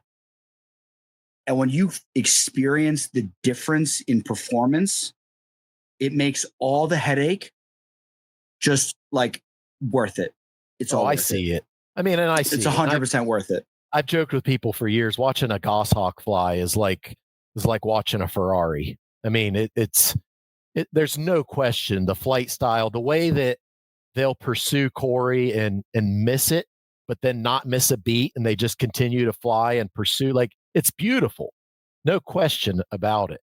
But I will say to defend. You talk a lot, Casey, about how you can't screw up with a Harris Hawk, and it's really easy, and you just take them out of the box and go kill shit with. I mean, let's be honest. It's definitely an easier bird to fly, but I've also seen some birds I've seen Harris Hawks just completely blow out of the field because there's too many people there. Sure. And I'm like, all right, there's still challenges to be had. Yeah, where I'm going with that, and as far as flying a cast is concerned, there are some challenges that come along with that are a little different than if you're flying a solo Harris. And what would you say those are? So what I have discussed, so when you're flying two birds, especially with a male-female cast, there is a hunting weight that you can fly a female at, for instance, where she will hunt successfully. But you got to be careful that weight isn't so low that she'll hunt that male. And I've dealt with that so there's a lot of people in Ohio that fly Harrises that will tell you, oh, my Harris won't fly with other Harris Hawks. Well, that's because they didn't train their birds or dial the weight in to where they'll hunt, but not their weight isn't so low that they'll hunt their cast mate. And dialing that in is a whole different thing. And I've learned, this is my opinion, when you fly a cast of Harrises, there's actually a competition factor there. And so you could fly a Harris in a cast a little heavier than if you flew it on its own, because they try to outdo each other in the field. And where I learned that was, so I lost a bird to electrocution. And these two female Harrises that I had used to fly together at a certain weight. Well, when I was trying to fly the one bird that I had left on her own, she wouldn't do it the same. And I actually had to take her weight down quite a bit to get her to hunt by herself. And I've experienced the same thing with a male-female cast where I actually had a male bird shot by a chicken farmer. And the female that I was left with, I replaced her with another male. She wanted to kill that male. And so I had to fly the rest of that season with the two birds separate, which was a total pain in the ass. And then I spent the entire off season or the molt making those two birds love each other. So there are some challenges that come along with cast flying Harrises that aren't there for solo Harris flying. I want to say a couple things. One is I made the rule eventually when I was flying Harris Hawks. I was done flying with other people's Harris Hawks, gang hawking. I hated that. Anytime I did it, I regretted it. I hated it. Yeah. It also feels, even if it's working, it just feels so like low, just so low. But it's great if there's enough slips to keep everybody busy. When there's not enough slips to keep everybody busy, they start hunting each other, and that's a bad deal. Every time I did it, anytime somebody caught something, whose bird caught that? Whose bird caught that? And and then it's just like, it's also, Could you find a lower form of falconry than gang hawking? It just sounds like you're flying with the wrong people. Because I think if you're out with the right people and you got a bunch of birds out and you're chasing stuff cool. And they're making corkscrews around the tree and doing all these cool maneuvers, it's like if somebody's like, "Whose bird caught that?" I'd just be like, I'm not flying with that guy ever again. He sounds like a douchebag. Like, who cares? We got it. Yeah, we got it as a group. We're having fun. What? So me and my sponsor, we both trapped wild Sonoran birds, and we would fly those birds together because we trapped them from the same family. They knew each other. So they were probably siblings. Yeah. And that was awesome when we'd get together and fly those birds. But he would always say, like, because I had the female and he had the male. So, the male is going to like push the squirrel or the rabbit around and the female will grab it most of the time. Yes. He would never count it. And I'd be like, dude, it was all part of the effort. They were all there. They were all working. Yep. She may have been the one that grabbed it, but it counts for everybody. Let's not skip past the dude who shot your hawk. What's up with that? Well, so a couple years ago, early season. In fact, it was my first season hunting with Maddie. I was really excited to go up and hunt this tree farm I had permission on.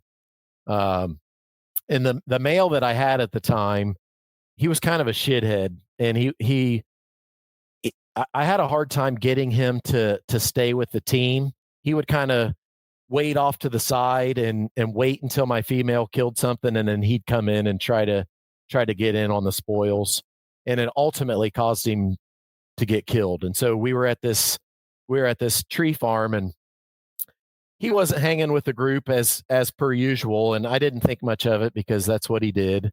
And so I was still paying attention to what the dog was doing. And after a little bit, I realized that he would typically come check in. You would see him, come move up and then kind of move back out. And I hadn't seen him for a little bit. So I started kind of looking around and calling for him, and he didn't respond. So I got my telemetry out, and, I'm following my telemetry over to what ended up being the neighbor's farm. And the guy that was out there in the pasture feeding livestock, I assume, he yells at me, he said, "Hey, are you looking for your hawk?" And I said, "Yeah." And I said, "You didn't hurt him, did you?" I just knew by the way that he asked me. And he said, "Yeah, I shot him." I said, "You got to be kidding me, man." And he said, "Yeah, he was on one of my chickens." And I said, "Oh, so he killed one of your $3 Tractor Supply meat birds." And I wasn't nice to the guy. I was pissed. And so I went up and got my bird, and he had a hole through him from, he was obviously mantled over this young meat bird chicken and had a hole in his back. And, I wasn't nice to the guy. The chicken wasn't already dead. It definitely was when he fucking put a hole through your for sure. Hawk and the chicken. What an asshole. It was a terrible deal. And so, I wasn't nice to him at all. I told him what I thought of him. I told him, that my bird was protected just like a wild hawk. And if you're the type of person that's shooting hawks over a $3 chicken, then shame on you. I said that, I would have paid for every one of your chickens in this pasture as opposed to having to replace this bird and retrain a bird. And I did leave there with a check that covered the replacement value of my bird and then some. And wow, that's interesting. I didn't really give him a choice. You just that's kind of how that went. Like, and you'll either be hearing from the police or you pay up right now. Oh, he still did. I still called the Division of Wildlife. It wasn't like a bribe check. I still reported it. And what was weird about that is they didn't do shit. The game warden who reached out to me initially and took the report made it sound like she was going to hang him out to dry. And I never heard anything back from her. And I've checked public records a few times to see if he was charged with anything. And there was nothing done about it as far as I could tell. But one thing I will mention, just to interject in that experience, almost every time that I've had something heartbreaking happen in falconry, like lost a bird, maybe you experienced this when you lost Ginger.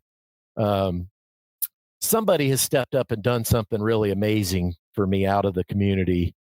And so this bullshit.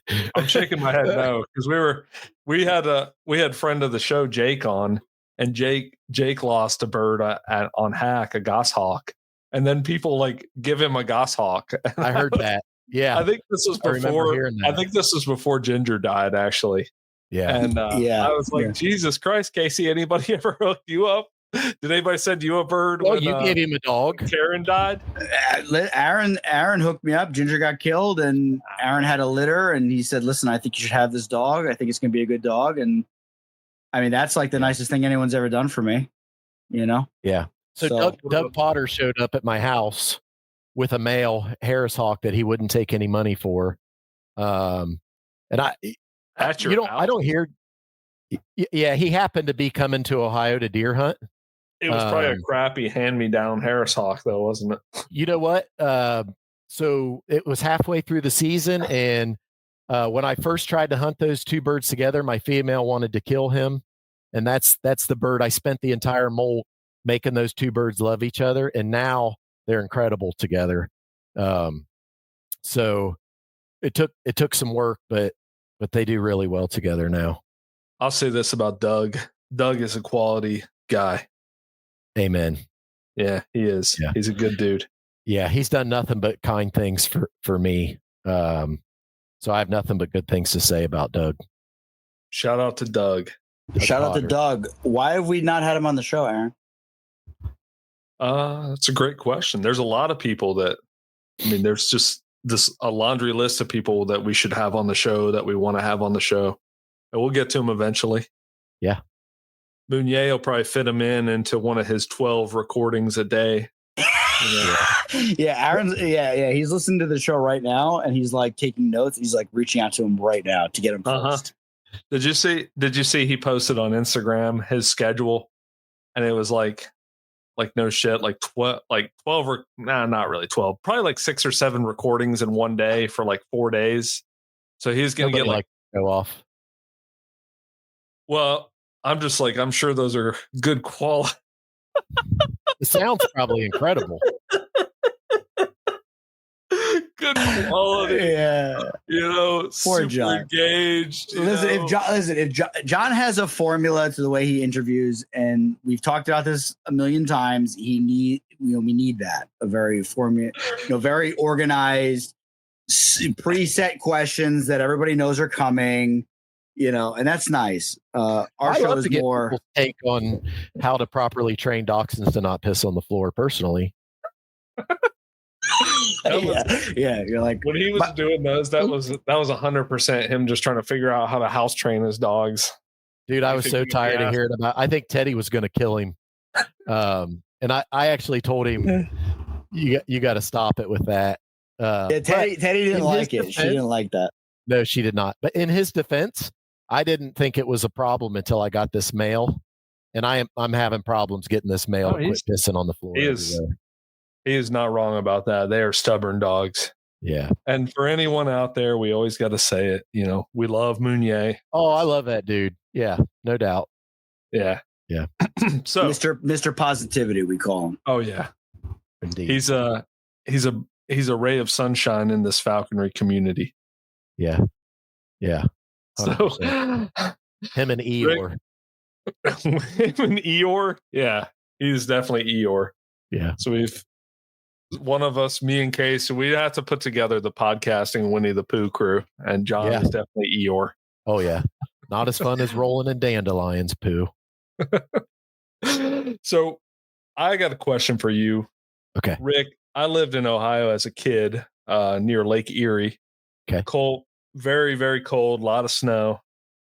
I know you get the lake effect, so you get a little more of that up there. But Harris hawks are not known for their cold tolerance. So True. What do you do?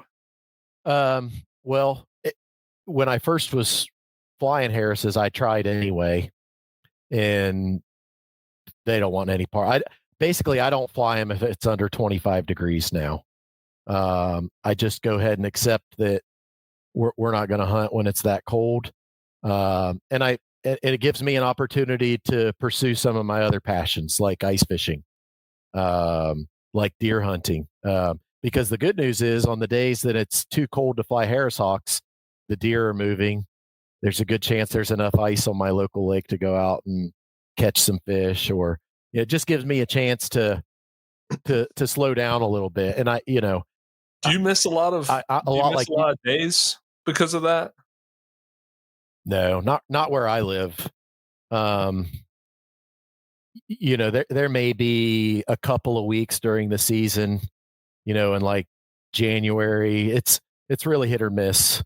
But where I'm at in Ohio, which is kind of right in the middle, our climate doesn't cause me to miss out on too much hunting. And I'll watch the hour by hour where it may be 20 degrees, up until like 3:00 when I get off work. But if it's 25 degrees, we're loading the birds up and we're going. So it's sometimes it's just a matter of going the right time of the day. So when it dips down below those temperatures at night, I bring them in the house. I have these boxes custom made that essentially look like a convertible giant hood. They're basically a giant hood with the top cut off. There's a perch that goes across.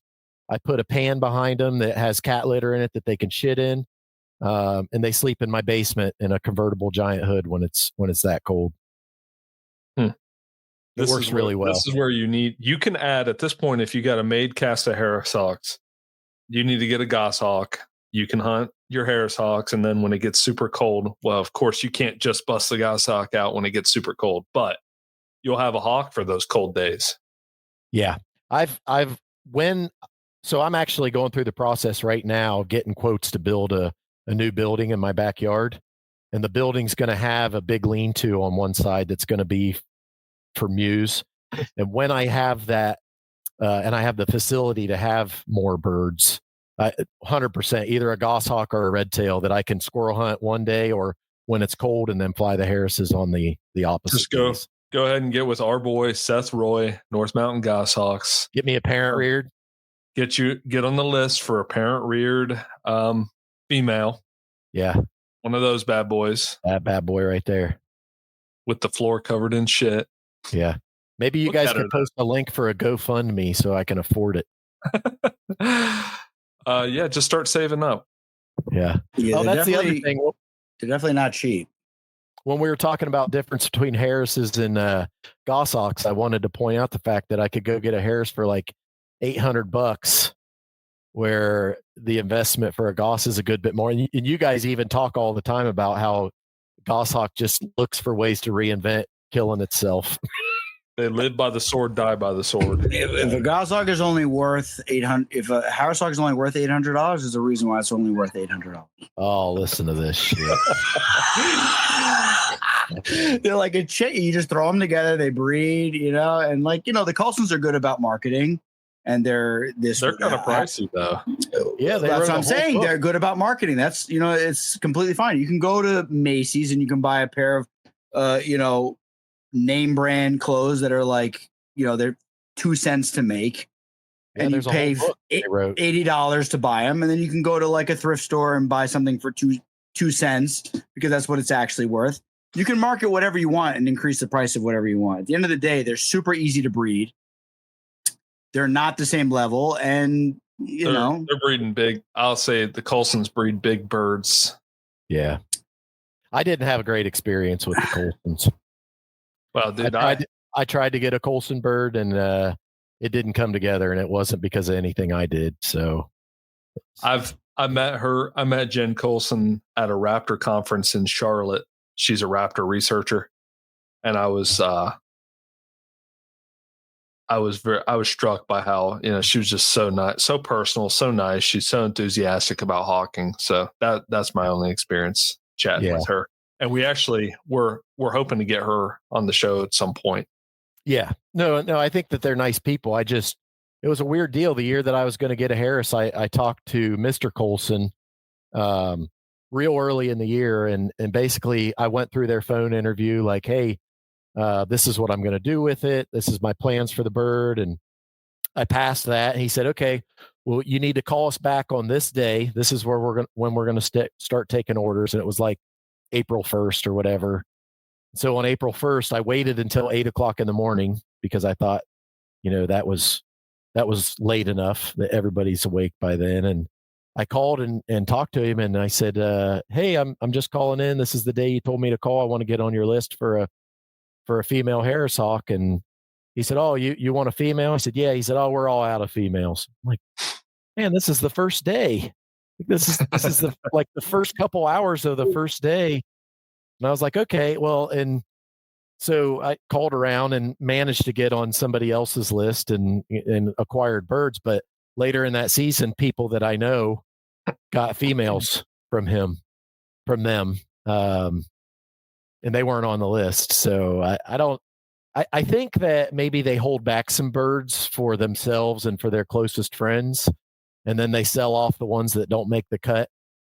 And I think that these birds were probably birds that didn't make the cut, but it still kind of chapped my ass a little bit. Hey, that's understandable. What exactly is the cut? I think they're looking for birds that are really big and that you can fly with 16 other Harris hawks. It'll beat you back to the truck 20 minutes before you're ready to finish hawking. Exactly.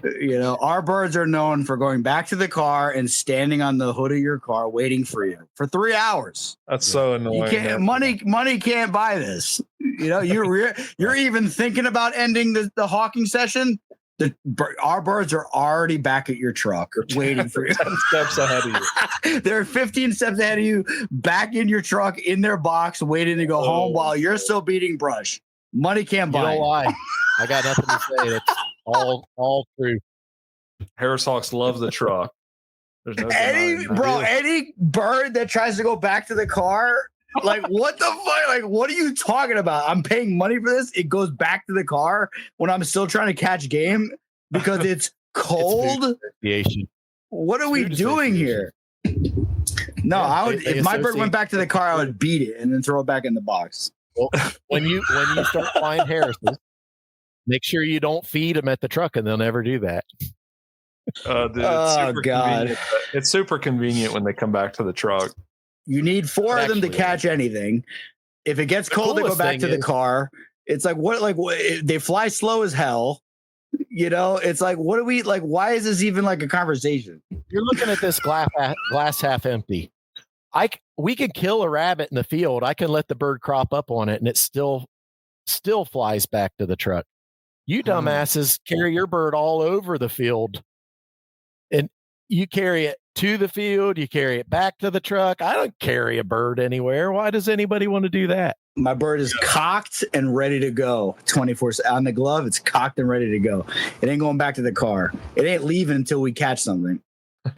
I'm just joking around. No, the Colsons make good birds, and they breed specifically for the birds that they want to breed to. And I'm just joking around because we're going to get. You bring up a great point, Rick. You really do. So, I wanted to say this before we get off of it.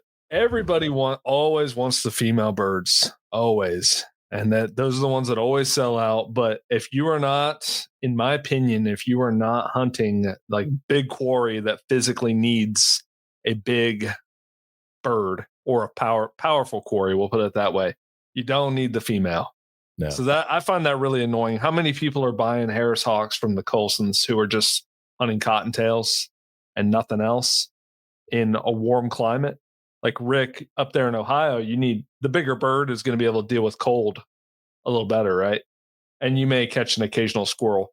But if you're living in like Texas or California or something like that, and you're just hunting cottontails with Harris hawks, you do not need the big female.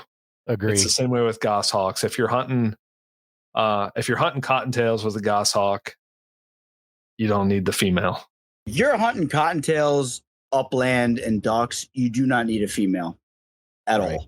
It's not necessary. I was scared to say upland and ducks because I've never hunted ducks. No, the duck. Okay, so the tiercels will kill the shit out of ducks, but it depends what ducks you're chasing. Like a big mallard, a big Drake mallard, it'll beat the shit out of your tiercel goshawk, and unless you can get there. The biggest problem is they'll catch them on the bank, and then the duck will drag them back in the water and then start abusing them in the water while you're running. So that's where you'll run into problems. But if you're chasing cottontails, like you do not need a giant female goshawk. You need 1,000 grams, 900 grams max for anything. A 750 gram tiercel, a 650 gram tiercel goshawk is going to. You guys have documented well that in the wild, the males are the ones that do all the hunting and take care of the female that's sitting on the eggs and take care of the babies. So there's no doubt. In my particular case, the reason I wanted a female is because I knew I was going to be focusing on squirrels, and a little bit bigger feet, maybe a little larger foot and toe to be able to withstand the damage that the squirrels do was my thinking at the time. But yeah, 100%. And the cold. And the cold, 100%. Yeah. If you're chasing squirrels, goshawk, harrowshawk, I think a female is better. Yeah. That's just like a no-brainer. You know what I mean? Like I've had tiercels that'll catch squirrels, but it's not their preferred quarry. Let's just put it that way. Yeah. You know what I mean? I've successfully hunted Canada geese with my Harrises, but I can't seem to kill a duck, which is kind of strange. One's a little slower than the other, right? Yeah. I'm sure that's what it's about. And I took some flack for some people around here for hunting geese with the Harrises, but man, it was a lot of fun. It's the most fun. Catching geese is so much fun. It's sketchy. It's fun, but your bird will it will break a wing. It will get beaten into the ground. A lot of things can happen when you're chasing geese. So right. In my experience, at least so far, when it gets tough, when they start getting beat, the Harrises seem to be smart enough to let go. I've had them jump off many times, where I think some species of bird will latch on and get themselves beat to death. If I don't get there in time to assist my bird, which it's happened, they let go when shit hits the fan, at least so far.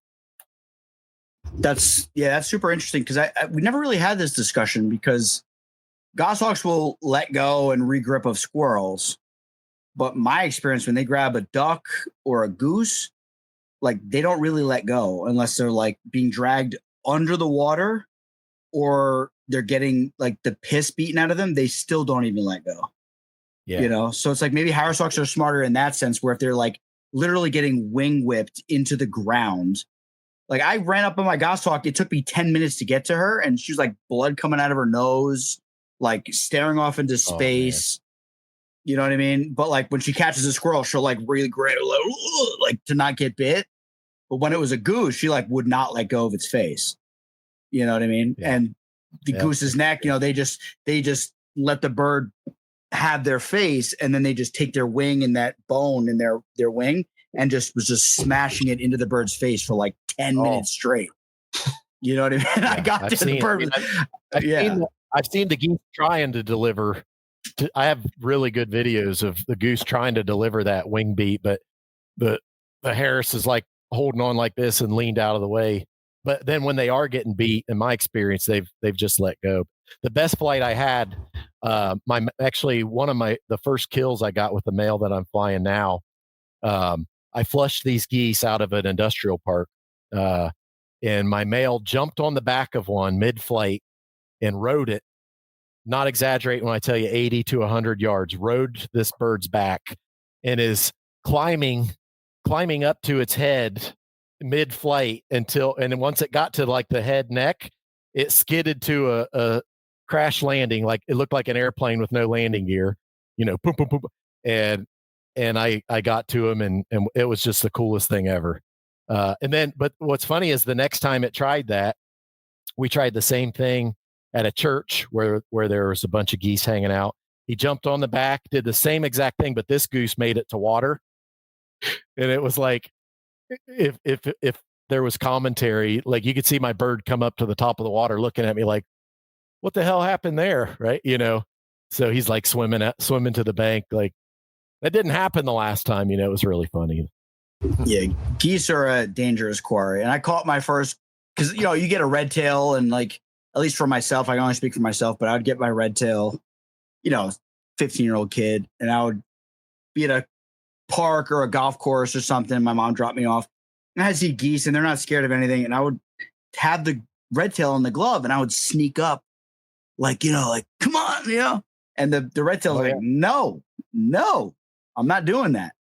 And then when I had my first goshawk, and it was like, whatever, I'm an imprint, I don't know anything, I'll kill that thing.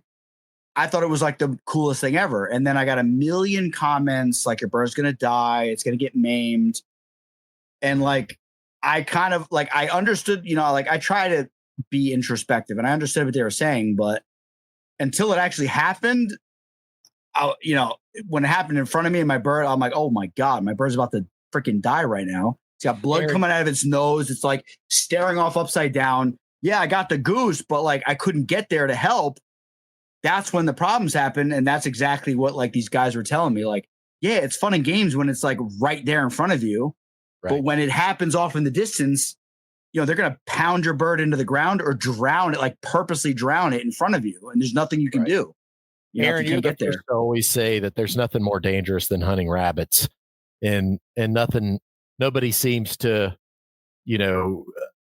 criticize other falconers for hunting rabbits. So it is a calculated risk, like everything else that we do in the field. And but like I said, in my experience so far, at least with the Harrises, when shit hits the fan, they seem to just let go, and the goose goes on. So. But not to say that something bad couldn't happen. And I, admittedly, since I got dogs, I really don't pursue them the way that I was. I thought that I would last year, especially early season. Like we have an early goose season here that starts September 1st. I didn't have my birds down to wait in time to take advantage of that last year. So we'll see, maybe this year.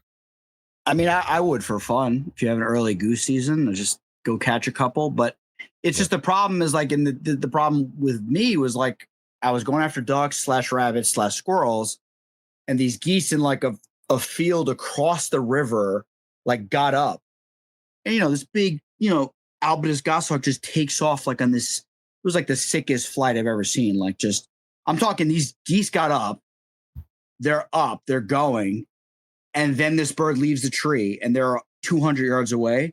Yeah. I literally watched through the trees as this bird, my goss, is just going. The geese are going. It was like 200 feet off the ground, maybe 200 feet off the ground, binds to this goose. I just see this corkscrew going to the ground. I'm like, that was the sickest thing I've ever seen. I go across the river, end up to my waist in mud, literally up to my waist in mud. Thought I was going to freaking die. Right. I pulled my boots off. I get out. I run back to my truck, get in the truck, blow through a red light, make a turn, go into the entrance, turn, weave and wind through the roads, get out of my truck following the GPS, run across the field. And it was like 10 minutes, and my bird is just getting pounded on the ground. It still had a hold. It was just holding by the face. Wow. And I got in trouble for that. But it was like, because I was trespassing, but it's like catching geese is not hard and not dangerous if you're right there. It's when a flight like that happens. Sure. Where it's going to take you 10 minutes to get there, then something bad is going to happen. Right. You know what I mean? So it's like, yeah, it's just like, it's anything we do in falconry is like a calculated risk. Like no matter what, pretty much it's a calculated risk. For sure. There's no perfect scenario. Right, Aaron? By catching geese at all, you're kind of encouraging them to do it, right? That's the problem, is you catch a couple right in front of you off the fist in like a park or golf course. And you're like, oh, I did it. And then it's like you're chasing squirrels, and then your bird just takes off on like a quarter mile away to chase something. It's got a goose. And then you run over there and your bird's wing is broken. It's pounded into, that's when you're going to have a problem, because it's like they think they can do it. You know what I mean? Right. Someone was telling me once they think that hunting geese would even be a little dangerous with an eagle. I don't know about all that, but I think they might. I don't see that scenario. They might need their T levels checked, but I think what they were saying was like the beating that a goose can lay on something is that even that they could hurt an eagle too. They probably could. Like I'll tell you that. I'd love to fly an eagle one day if I lived in the right spot and had the opportunity to fly one, but when they touch something, it seems to die. So I would be a little skeptical of that too. I hear you talk about your interest in eagles all the time, and I'm similar. I always think about that too. But I think you could make a living on geese and groundhogs, at least in Ohio, with a male golden. There's a guy in Pennsylvania that hunts foxes with it. Yeah, I mean you're telling me that a golden eagle can't kill your dachshund? I mean, a fox is not much bigger. I mean, you could just kill foxes all day with like zero. Yeah. You know what I mean? Like they'll bite back, but it's not that big of a deal. I guess the bread and butter's jacks. That's kind of the consensus. If you really need jacks to fly one. But okay, but like, so this is my thing is like, if you're chasing jacks, like, no offense, but is there anything more boring than watching a golden eagle chase a jackrabbit? Like, it's the most boring thing on the face of the earth. It's like roof, roof, and then the jack does a maneuver, and it's like roof. You're definitely watching it from a distance. It's like I'd rather a big female, European or Eurasian goshawk chasing a jack than a golden eagle any day of the week. Sure. Am I wrong? I think it's the whole thing of doing it with an eagle is cool. Having a valid reason to have an eagle is cool. I agree. Yeah. So yeah, I guarantee that you could probably, if you were going to enter a competition, like of who could kill the most jacks, the Colsons or a competent eagle falconer, the Colsons are going to get more jacks with their cast of Harris hawks.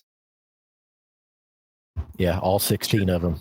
Yeah, and I'd rather burn my eyes out of my skull than watch that. I'm just kidding. Harris hawk have their place. I'm just saying. I like fly a goshawk before you say anything. Variety is the spice. In my life, I will. I will. It'll happen. Just not right now.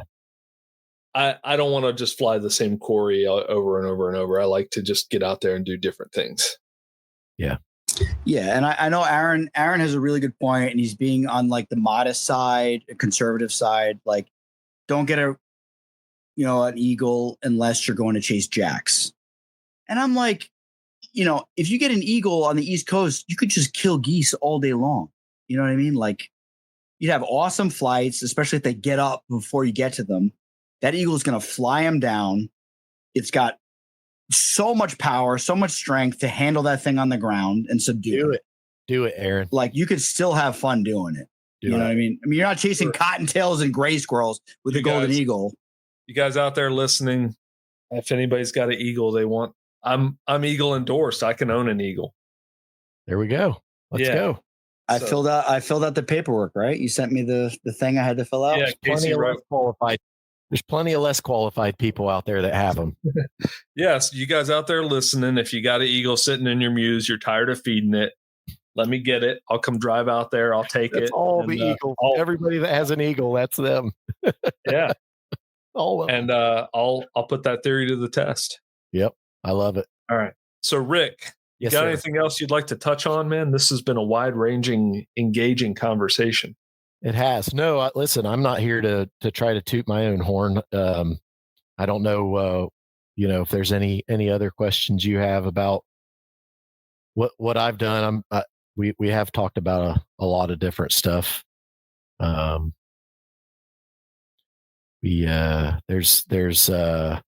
NAFA stuff. I did recently hear. I listened to the most recent Mounier podcast. And I was interested to find out, do you guys know that there's a different national organization besides NAFA that I didn't know about this. I knew nothing about that until that recent podcast. And it sounds really interesting to me.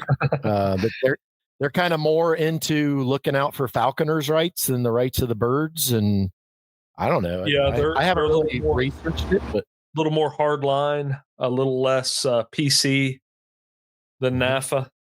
Yeah. Casey's, I can see the wheels turning right now with Casey. Casey, have you ever heard of them?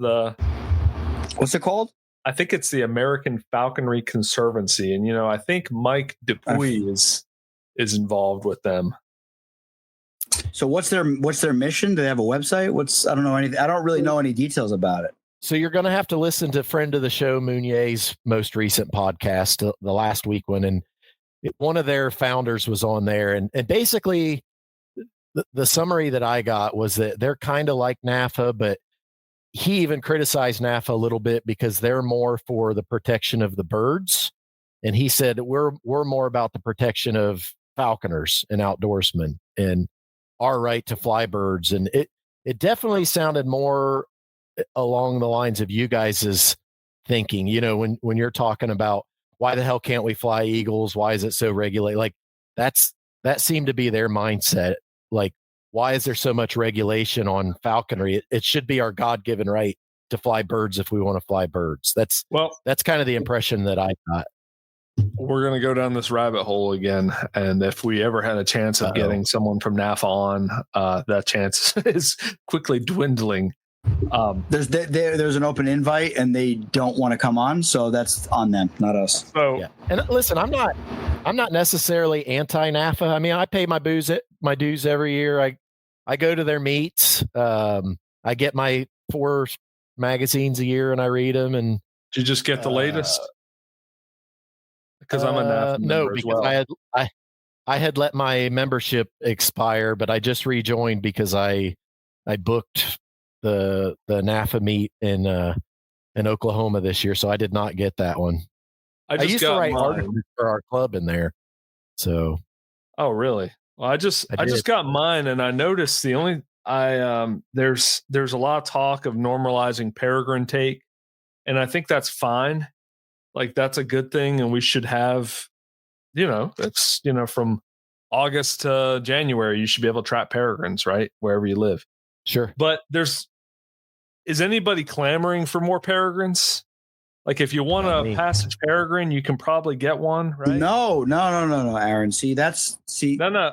We're in a bubble. In North Carolina, we give 5 permits a year to trap peregrines, and they don't issue them all. You could get one if you want one. Right. You know how many they issue in New York? 0. Same in Ohio. We do not have peregrine take. If I'm a Jersey falconer and I trap a passage peregrine with my Jersey permit, and Tom Cullen, hey Tom, you want to fly this? You got this beautiful area that you know of that you can catch ducks, regularly. You want this passage peregrine?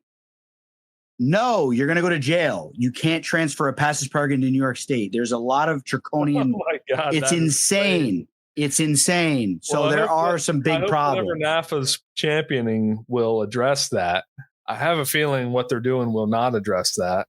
Well, I think that they are aware of these issues because it's like if you're sitting in Jersey at the beach trapping peregrines, they are flying through New York State to get to Jersey. So the whole concept is mindless and idiotic, and I think they're trying to make. I think they're aware of everything that's going on, but what are they actually doing that's meaningful to address it? Is my question. That's the question that we all have, and we're not really getting any answers on it.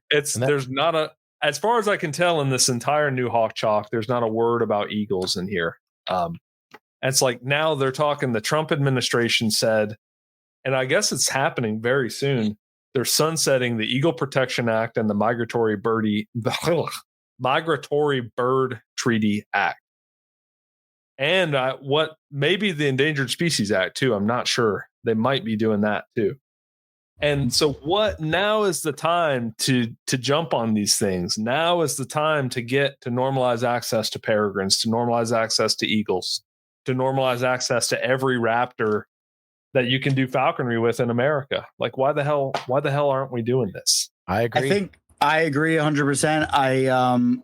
I know that a friend of the show, NAFA's lawyer, legal counsel, has helped write up what's called a white paper for us plumbers and low level people. A white paper is a legal document that's a petition to the government, and they have a very extensive document that they're submitting to the government that they would like to be considered.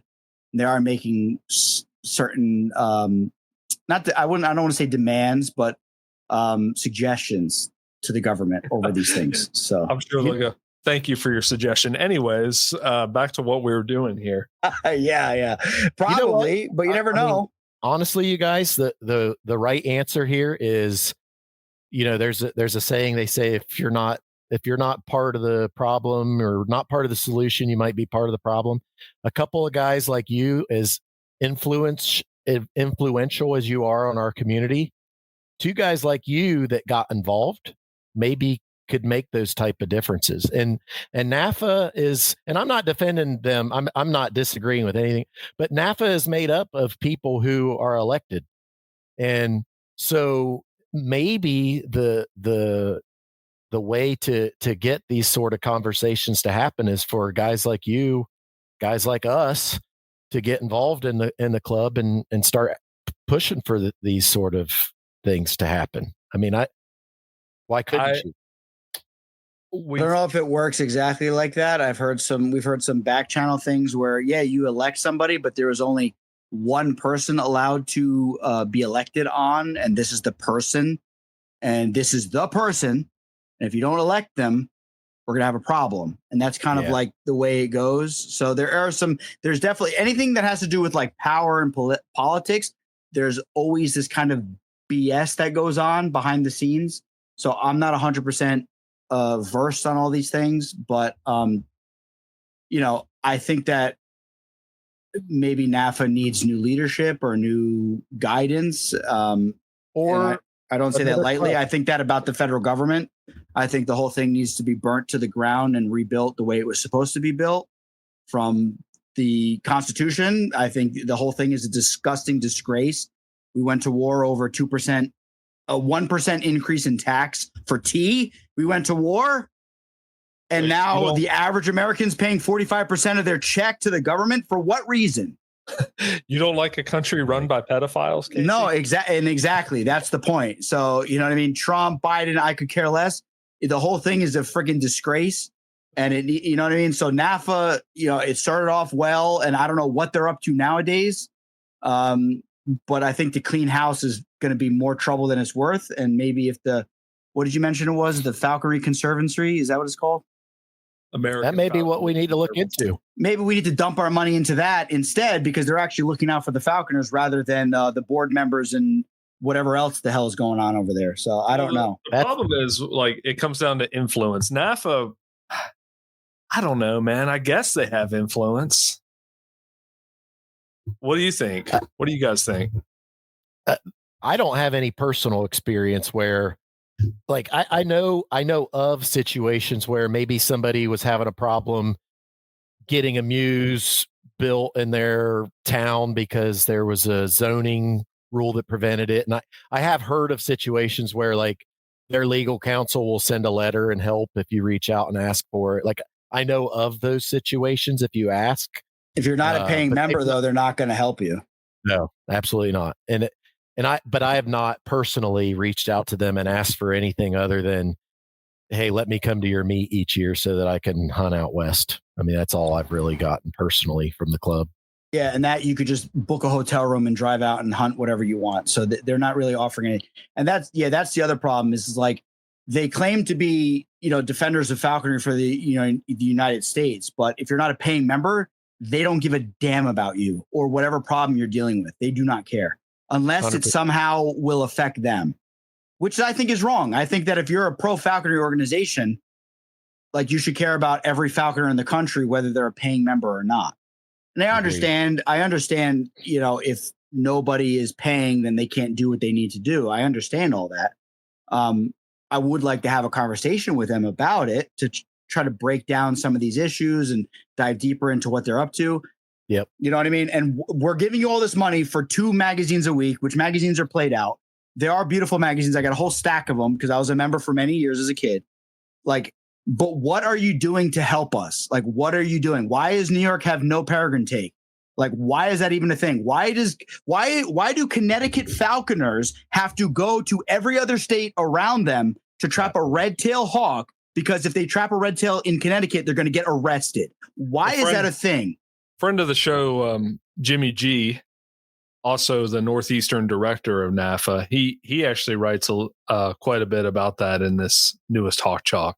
So we want to dig a little more into that. We want to talk to some Connecticut falconers about the issues they're dealing with. But that's case in point of something that NAFA should they should throw their resources at it. But what? There's only 10 falconers in Connecticut? and only three. How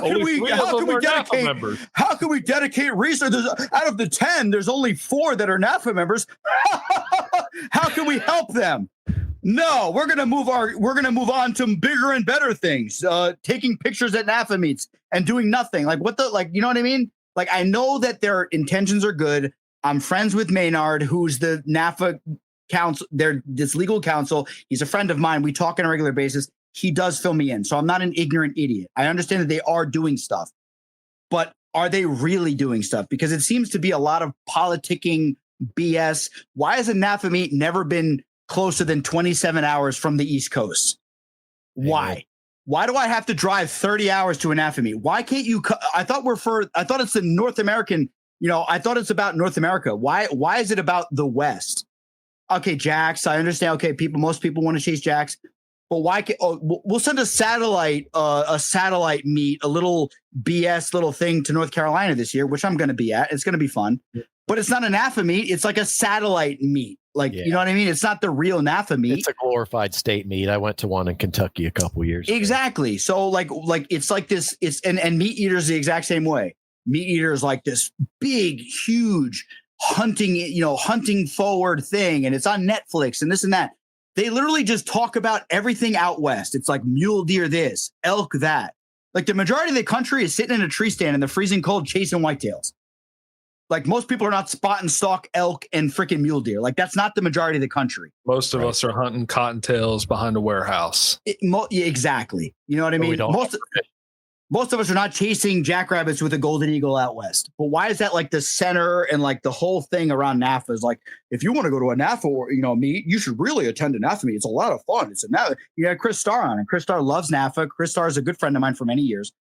And I'm like, and I'm listening to him talk, and I'm like, yes, I agree with you. I need to get to a NAFA meet. Never been. But why is it always 30 hours away? Like, why is it always 30 hours? Like, why can't we have one a little closer? You know what I mean? Like, why is that a thing? I agree. Speaking of meets, I got to get you guys to the dirt hawking with dogs meet this year. Yeah, yes. It's something I wanted to ask you about. So you started the dirt hawking with dogs meet in Ohio, right? Yes. All right. Tell us a little bit about that. So, essentially, there's just a handful of us that initially the first year it was dirt hawking with dachshunds. And we changed it last year, the second year, to dirt hawking with dogs because there's a few of our pals who are flying red tail, like Richard Moats, for instance, flying on squirrels with red tails. There's another guy that brought his beagle that actually was a really good falconry dog. So we just opened it up to other people just to try to be a little bit more inclusive. It's not really a public meet. We kind of pick and choose who comes to it just because there's some people we don't want to come to it. So who, if I may ask? Oh, here we go.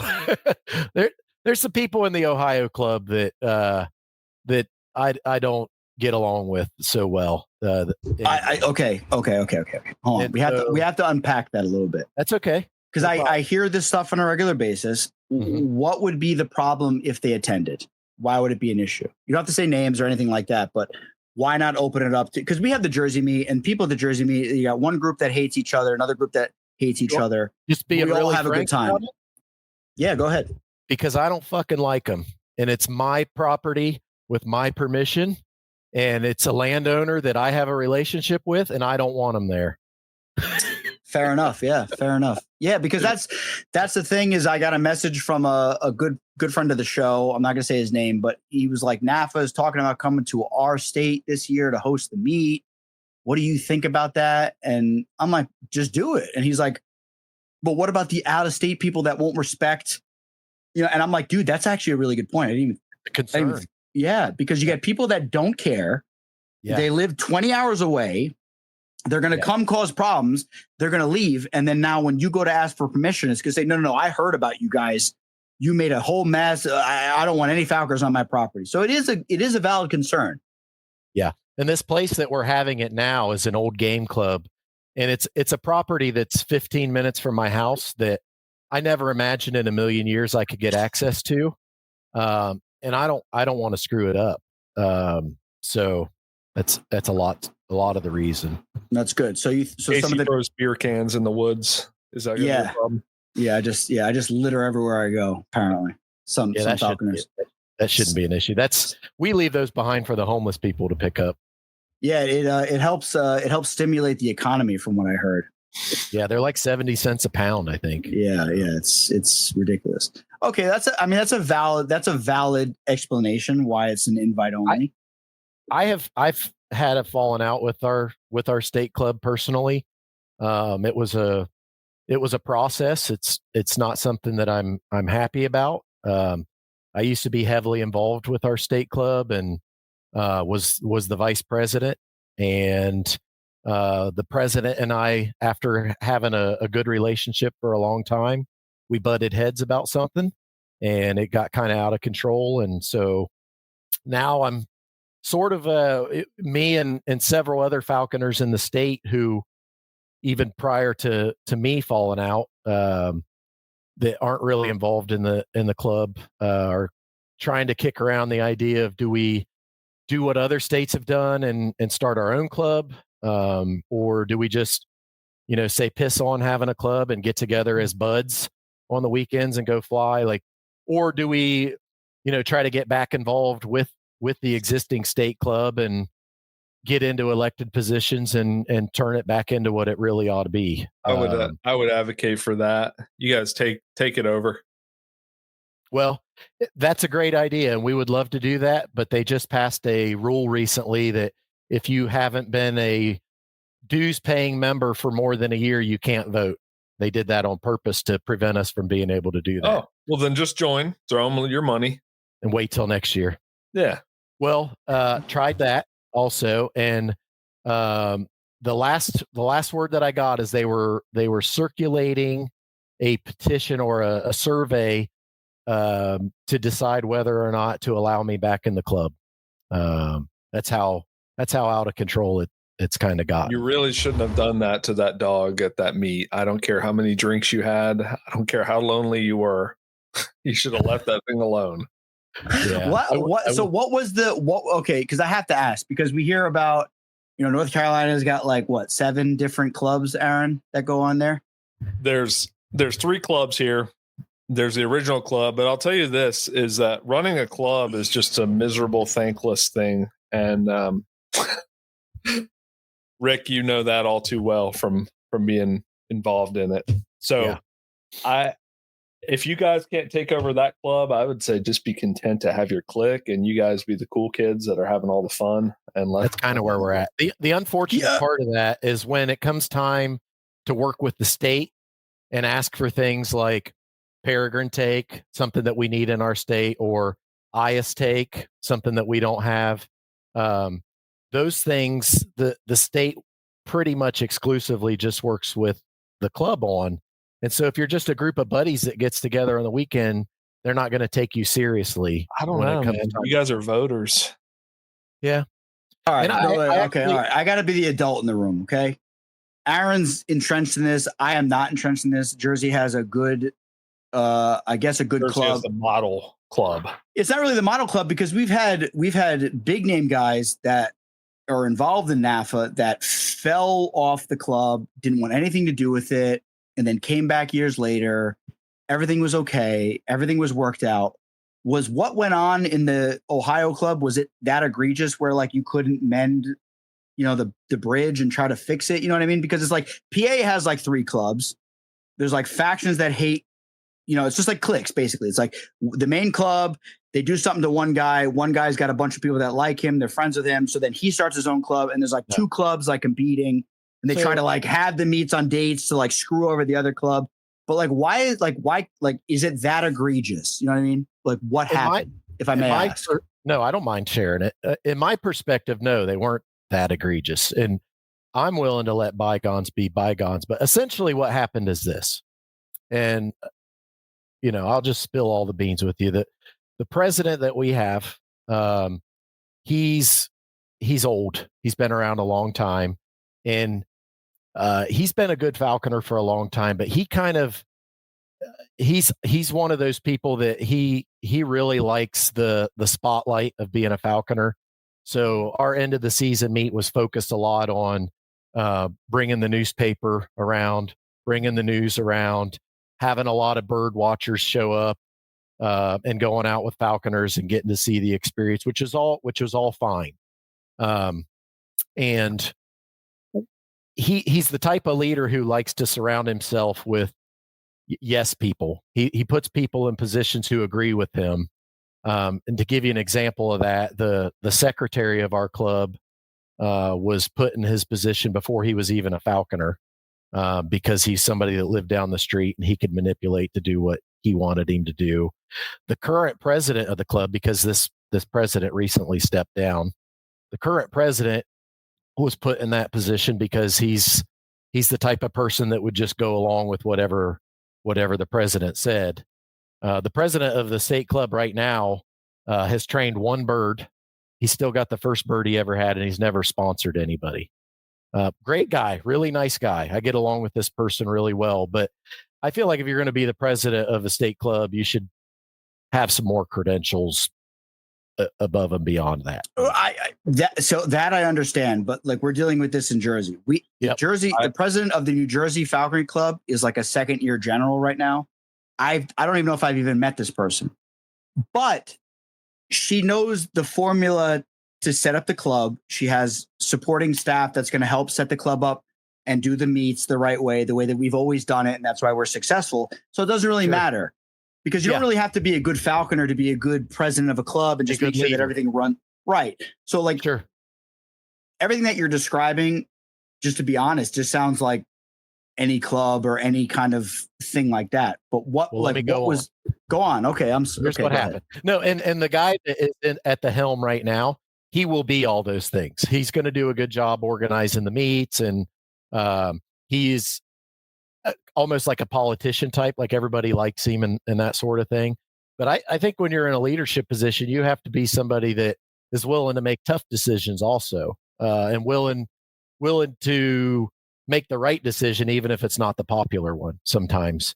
But this is what happened. I was the vice president of the club. Several people in our club, friends of mine and others, came to me after one of our meets and said, "Hey, what would you think about changing some things about our end of the season meet, so that we would stop having so much pressure on us to take the public out hunting and to put on a show for the public, where maybe we could reserve like one day to take the general public out, and then another day we could all just go hunt with our buddies and not have to put on a show and have bird watchers that aren't dressed to hunt." And they're just suggestions like that. So next time we all got together after an apprentice seminar, I took those suggestions from members of the club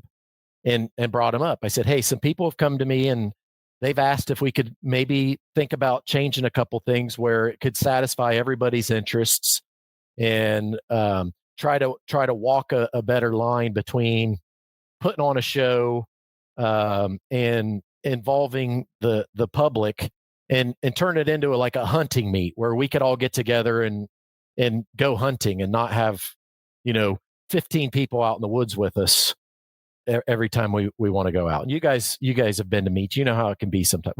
Absolutely. So the response that I got from our president was that we've been doing it like this a long time, and if you don't like the way it is, don't come. Point blank. I was the vice president. That's the response that I got. It got heated. There was yelling. And leading up to this, the reason that I became the vice president is anything the club needed me to do, I did it. I took care of acquiring guns for gun raffles for fundraisers. I used my own money to buy game pins and have tickets printed off. I set up the facilities for a couple of our apprentice seminars at the school that my wife works at, or my office where I work out of. Like, anything they needed me to do, I did it. And that's why I was elected vice president to begin with. But the first time that I made suggestions that went against what the president wanted, I was told not to come. I mean, and I'm not exaggerating or leaving anything out. That's exactly how it went. And that's bullshit. It's spiraled from there. And it's become the club has always had the falconers in our state. There's always been an us and them situation. That same president is the kind of guy that he'll talk real bad about certain people to you on the phone and then turn around and use that person to their advantage. I could give you some specific examples, but I've said a lot already, and yeah, you don't have to go into it. It's okay. Yeah. I mean, I'm not in it. I'm not in the mix of it and feeling the emotions that you guys are feeling, arguing with each other. I mean, we've had plenty of members of the public come out to our meets, but we just know that, yeah, you're not coming with us. You're going to go with the medieval times guy. You know, he loves to fly his falcon. He loves to fly his falcon around, and he loves to show people and talk about falconry. So, hey, so-and-so, would you like to take these two gentlemen that are married with their cameras out to go see falconry? And he's like, yeah, well, I don't care. Yeah, sure. They can come with me. And then the other people that are hardcore are just going out and catching rabbits. Like, shouldn't it be that simple? Yeah. But why is it like, so what? They're like, basically, if you come to the meet, you have to take this person with you. Otherwise you're not allowed to come to the meet. We were actually told. Yeah. So most of these properties that we have access to are personal permissions of the president. We were actually told if we wanted to continue to enjoy access to those, that we had to be willing to take the public out. Yeah, that's irritating. But I mean, I understand. I definitely understand. And everybody who knows me knows I have a temper and I have a short fuse and everything like that. We're a lot alike. Yeah. Aaron's helping me. But to just blow the whole thing and we're like, screw the club, I'm gonna start my own club. It just seems like there's got to be other people in the club that are like, all right, this is getting a little ridiculous. Like, can we have just the general public, like the president and his group will take a couple Harris, a couple red tails, and they'll just go to this neighboring property, fly them around, talk about falconry, and then all the rest of the club members will go to this property and take turns flying birds. Like, why is it got to be like this big thing? It should be that simple. Yeah, and you're right. There are a handful of people still around our club that would like to do it that way. And then there's a whole pile of other people in our state who are licensed falconers that aren't involved in the club because they've been wronged in similar ways over the years. Like there's somewhere around 100 licensed falconers in our state, and it's the same 12 to 15 people that show up to our meets. Like, and I have an inbox full of people who have reached out to me after this experience with stories and like, yeah, let's start a new club. If you do it, we'll get involved. And I'm like, well, I'm still trying to figure it out. I don't know what the answer is, but I think it does. I'm going to be an adult too and not let personal feelings get in the way. I think it's best to have a unified front. It should be a democratic organization where it's the membership decides who runs it. I think if that was always what I said when I was running the club, because there were always detractors, there were always people that weren't happy, right? And that's just the way it's always going to be. And I always said that if those people don't like the direction things are going, then they need to run. Because I don't know if your club was anything like the state club here, the main club here. Very few people are willing to run, but everybody wants to bitch and complain, but nobody's willing to put forth the effort to run. And it's, you're willing to do it. So I hope they let you in. That's pretty crazy to even say that, but I know. If I were you guys, I would rejoin and I would I would absolutely take it. Well, I sent him a check. Try and take it. I sent him a check. I sent him a check to pay my dues, and it was refunded.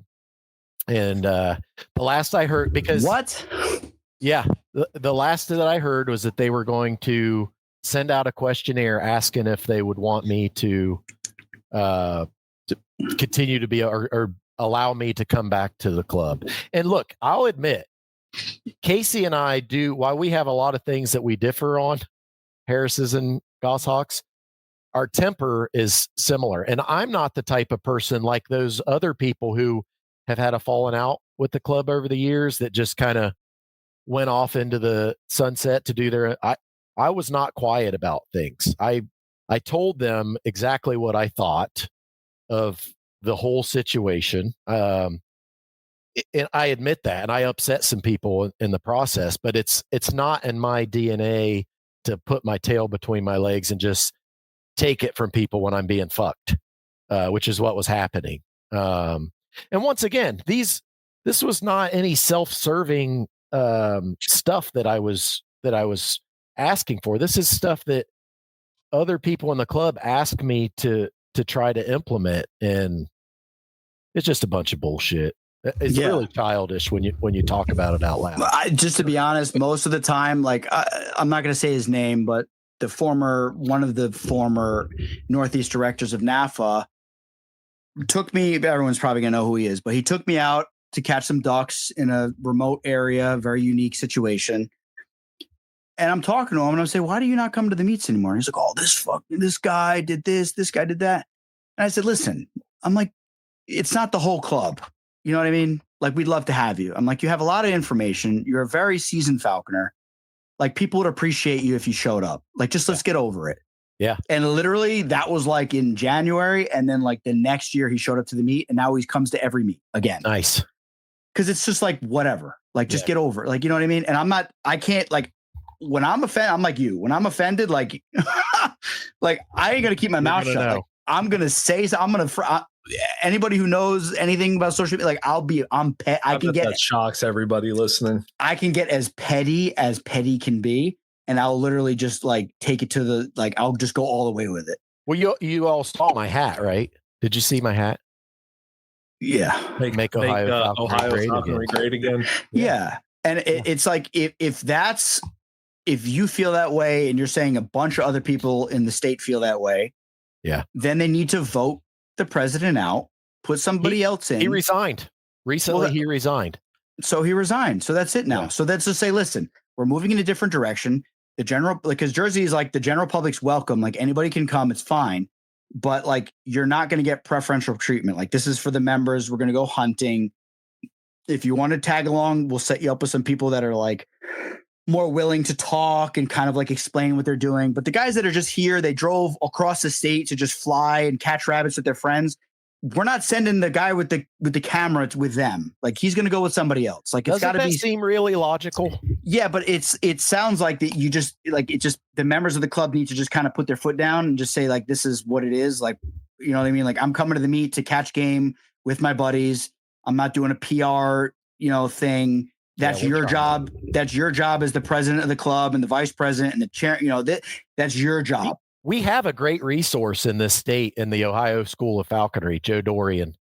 Joe, the us and them in our club, all of Joe's people have always been the them. It's a whole bullshit ordeal, but the club ran correctly could reach out to Joe and have him bring his school to the meet and put on an experience at the clubhouse and let people have a bird fly to the glove. And that's a great idea. Isn't it though? I'm serious for those of you out there listening, because I know the challenges that Rick's talking about from running a club it is balancing the people that want to hunt with the general public who wants to see falconry. And that's a great place for people who are serious, who want to get into falconry, to come there to meet people, to go on hunts. That's a good spot to do it. But it's really tough to balance all that. So having that option for like the folks who really don't want to get out there in the briars and don't want to do that, to have that, to be able to see birds up close, take pictures, because that's all a lot of people want to do. Maybe you could do like a little hawk walk with Harris hawks or something. But that opens up another question, because Joe with that doesn't even matter. It doesn't even matter to pay him, because Joe's license, as it is federally, it's not allowed unless he lists the properties where he has to give written permission from the property owners in order to conduct his falconry school.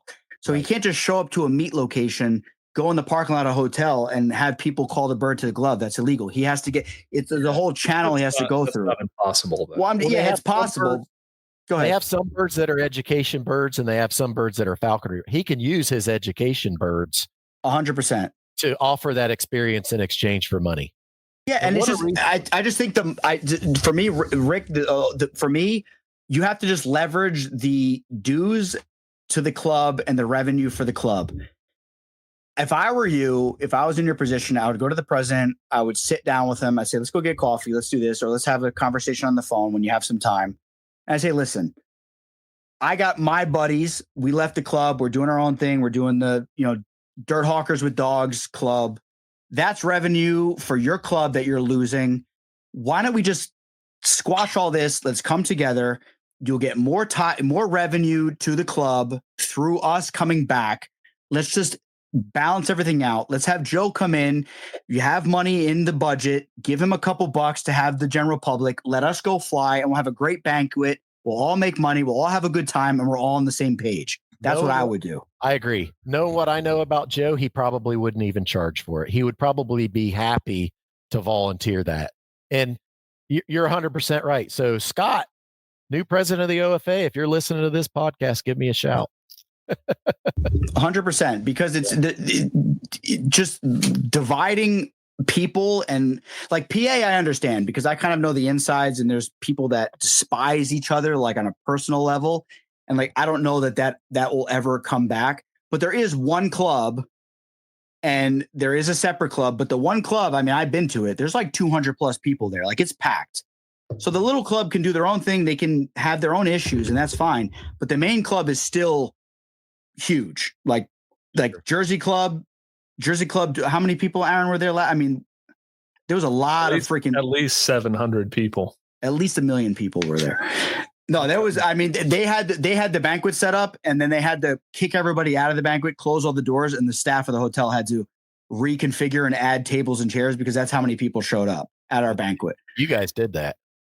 Well, maybe, but it was the Sporting Chance bump. Everybody knows it. I mean, dude, that Jersey Club is so good. There's so many rabbits. I mean, come on, like, you know what I mean? That's Richard Moats. He can't keep up with his orders anymore. Yeah, Moats is like pissing me off. His fingers are falling apart. He can't. Yeah. So, but my point is that like I said, I went up to people at the Jersey Club and said hi to them, and they literally just turned their back on me and walked away. I'm not gonna say their names because they just don't like me. But and then they'll walk over, and there's another group of people. So it's like, no, I do blame them actually, because they're scumbags. But you know what I mean? It's like the club just runs as it's supposed to run. The meat is awesome. We usually get good speakers. The food's good. The bar is good.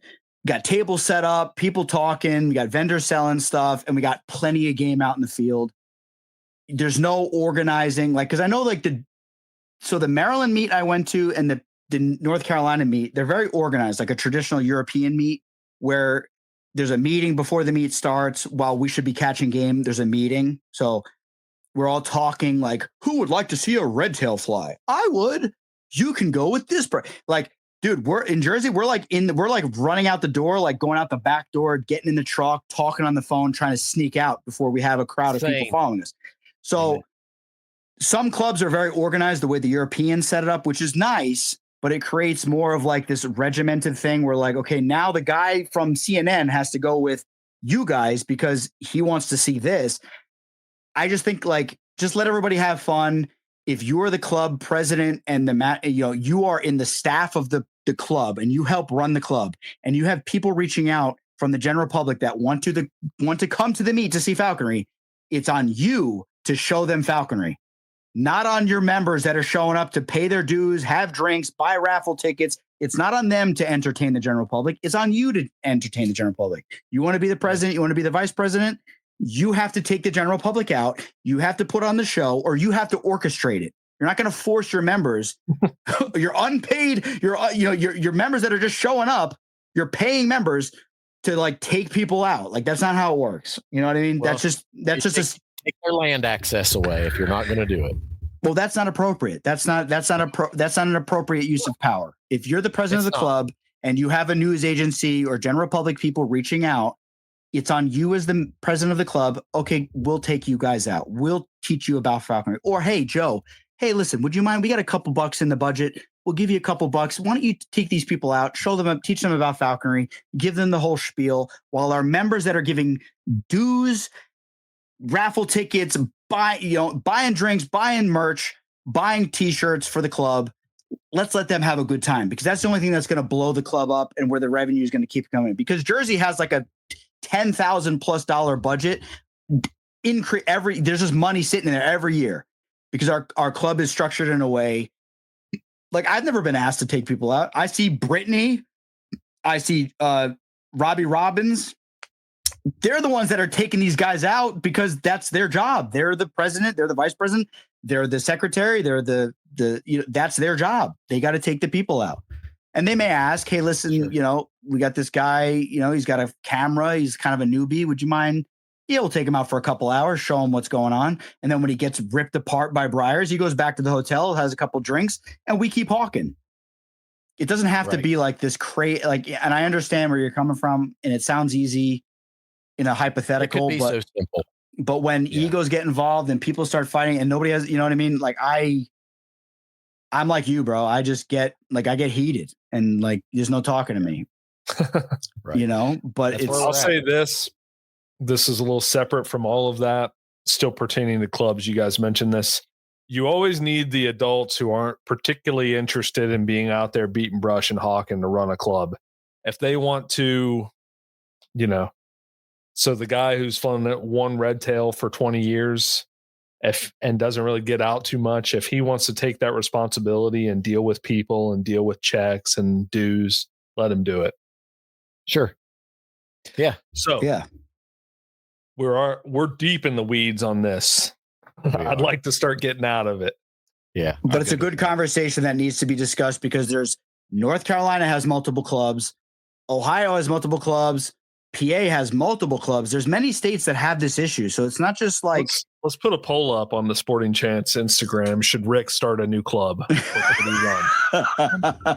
I think that Rick should start a new club if he is confident that he can pull at least 80% of the members from the existing club to his club, because then it would make sense that he's going to make a difference. Not only would I, but I would also acquire all the people who have estranged from the club over the past 20 years. It's a good point. I'll say this. When I ran my club, there's people that I don't like. Casey knows who they are. You're better at pretending. No, I'm not. People know this. Yeah, I wear my heart on my sleeve most of the time. There's falconers that I don't like, but when I ran a club, I viewed it as like, I have to serve them as a member of the club, right? I'm not going to screw them because I have personal issues with them. I'm the president. That's separate from who I am as a person, right? Sure. So I bent over backwards for these people that I don't particularly like. And unless it's a crazy circumstance, they should still be allowed to be a member of this club, right? Even though I don't like them as a person. Now, that's totally different from like my clique, my crew. No, I'm not going to invite you to go hawking with me. No, I'm not going to share my spots with you. No, I'm not going to, hook you up with anything of mine. But as president of the club, I'm still going to serve you like I will every other member, right? So clubs should be diverse. They should have people from all different walks of life, as long as they have falconry in common, right? I agree. Yeah.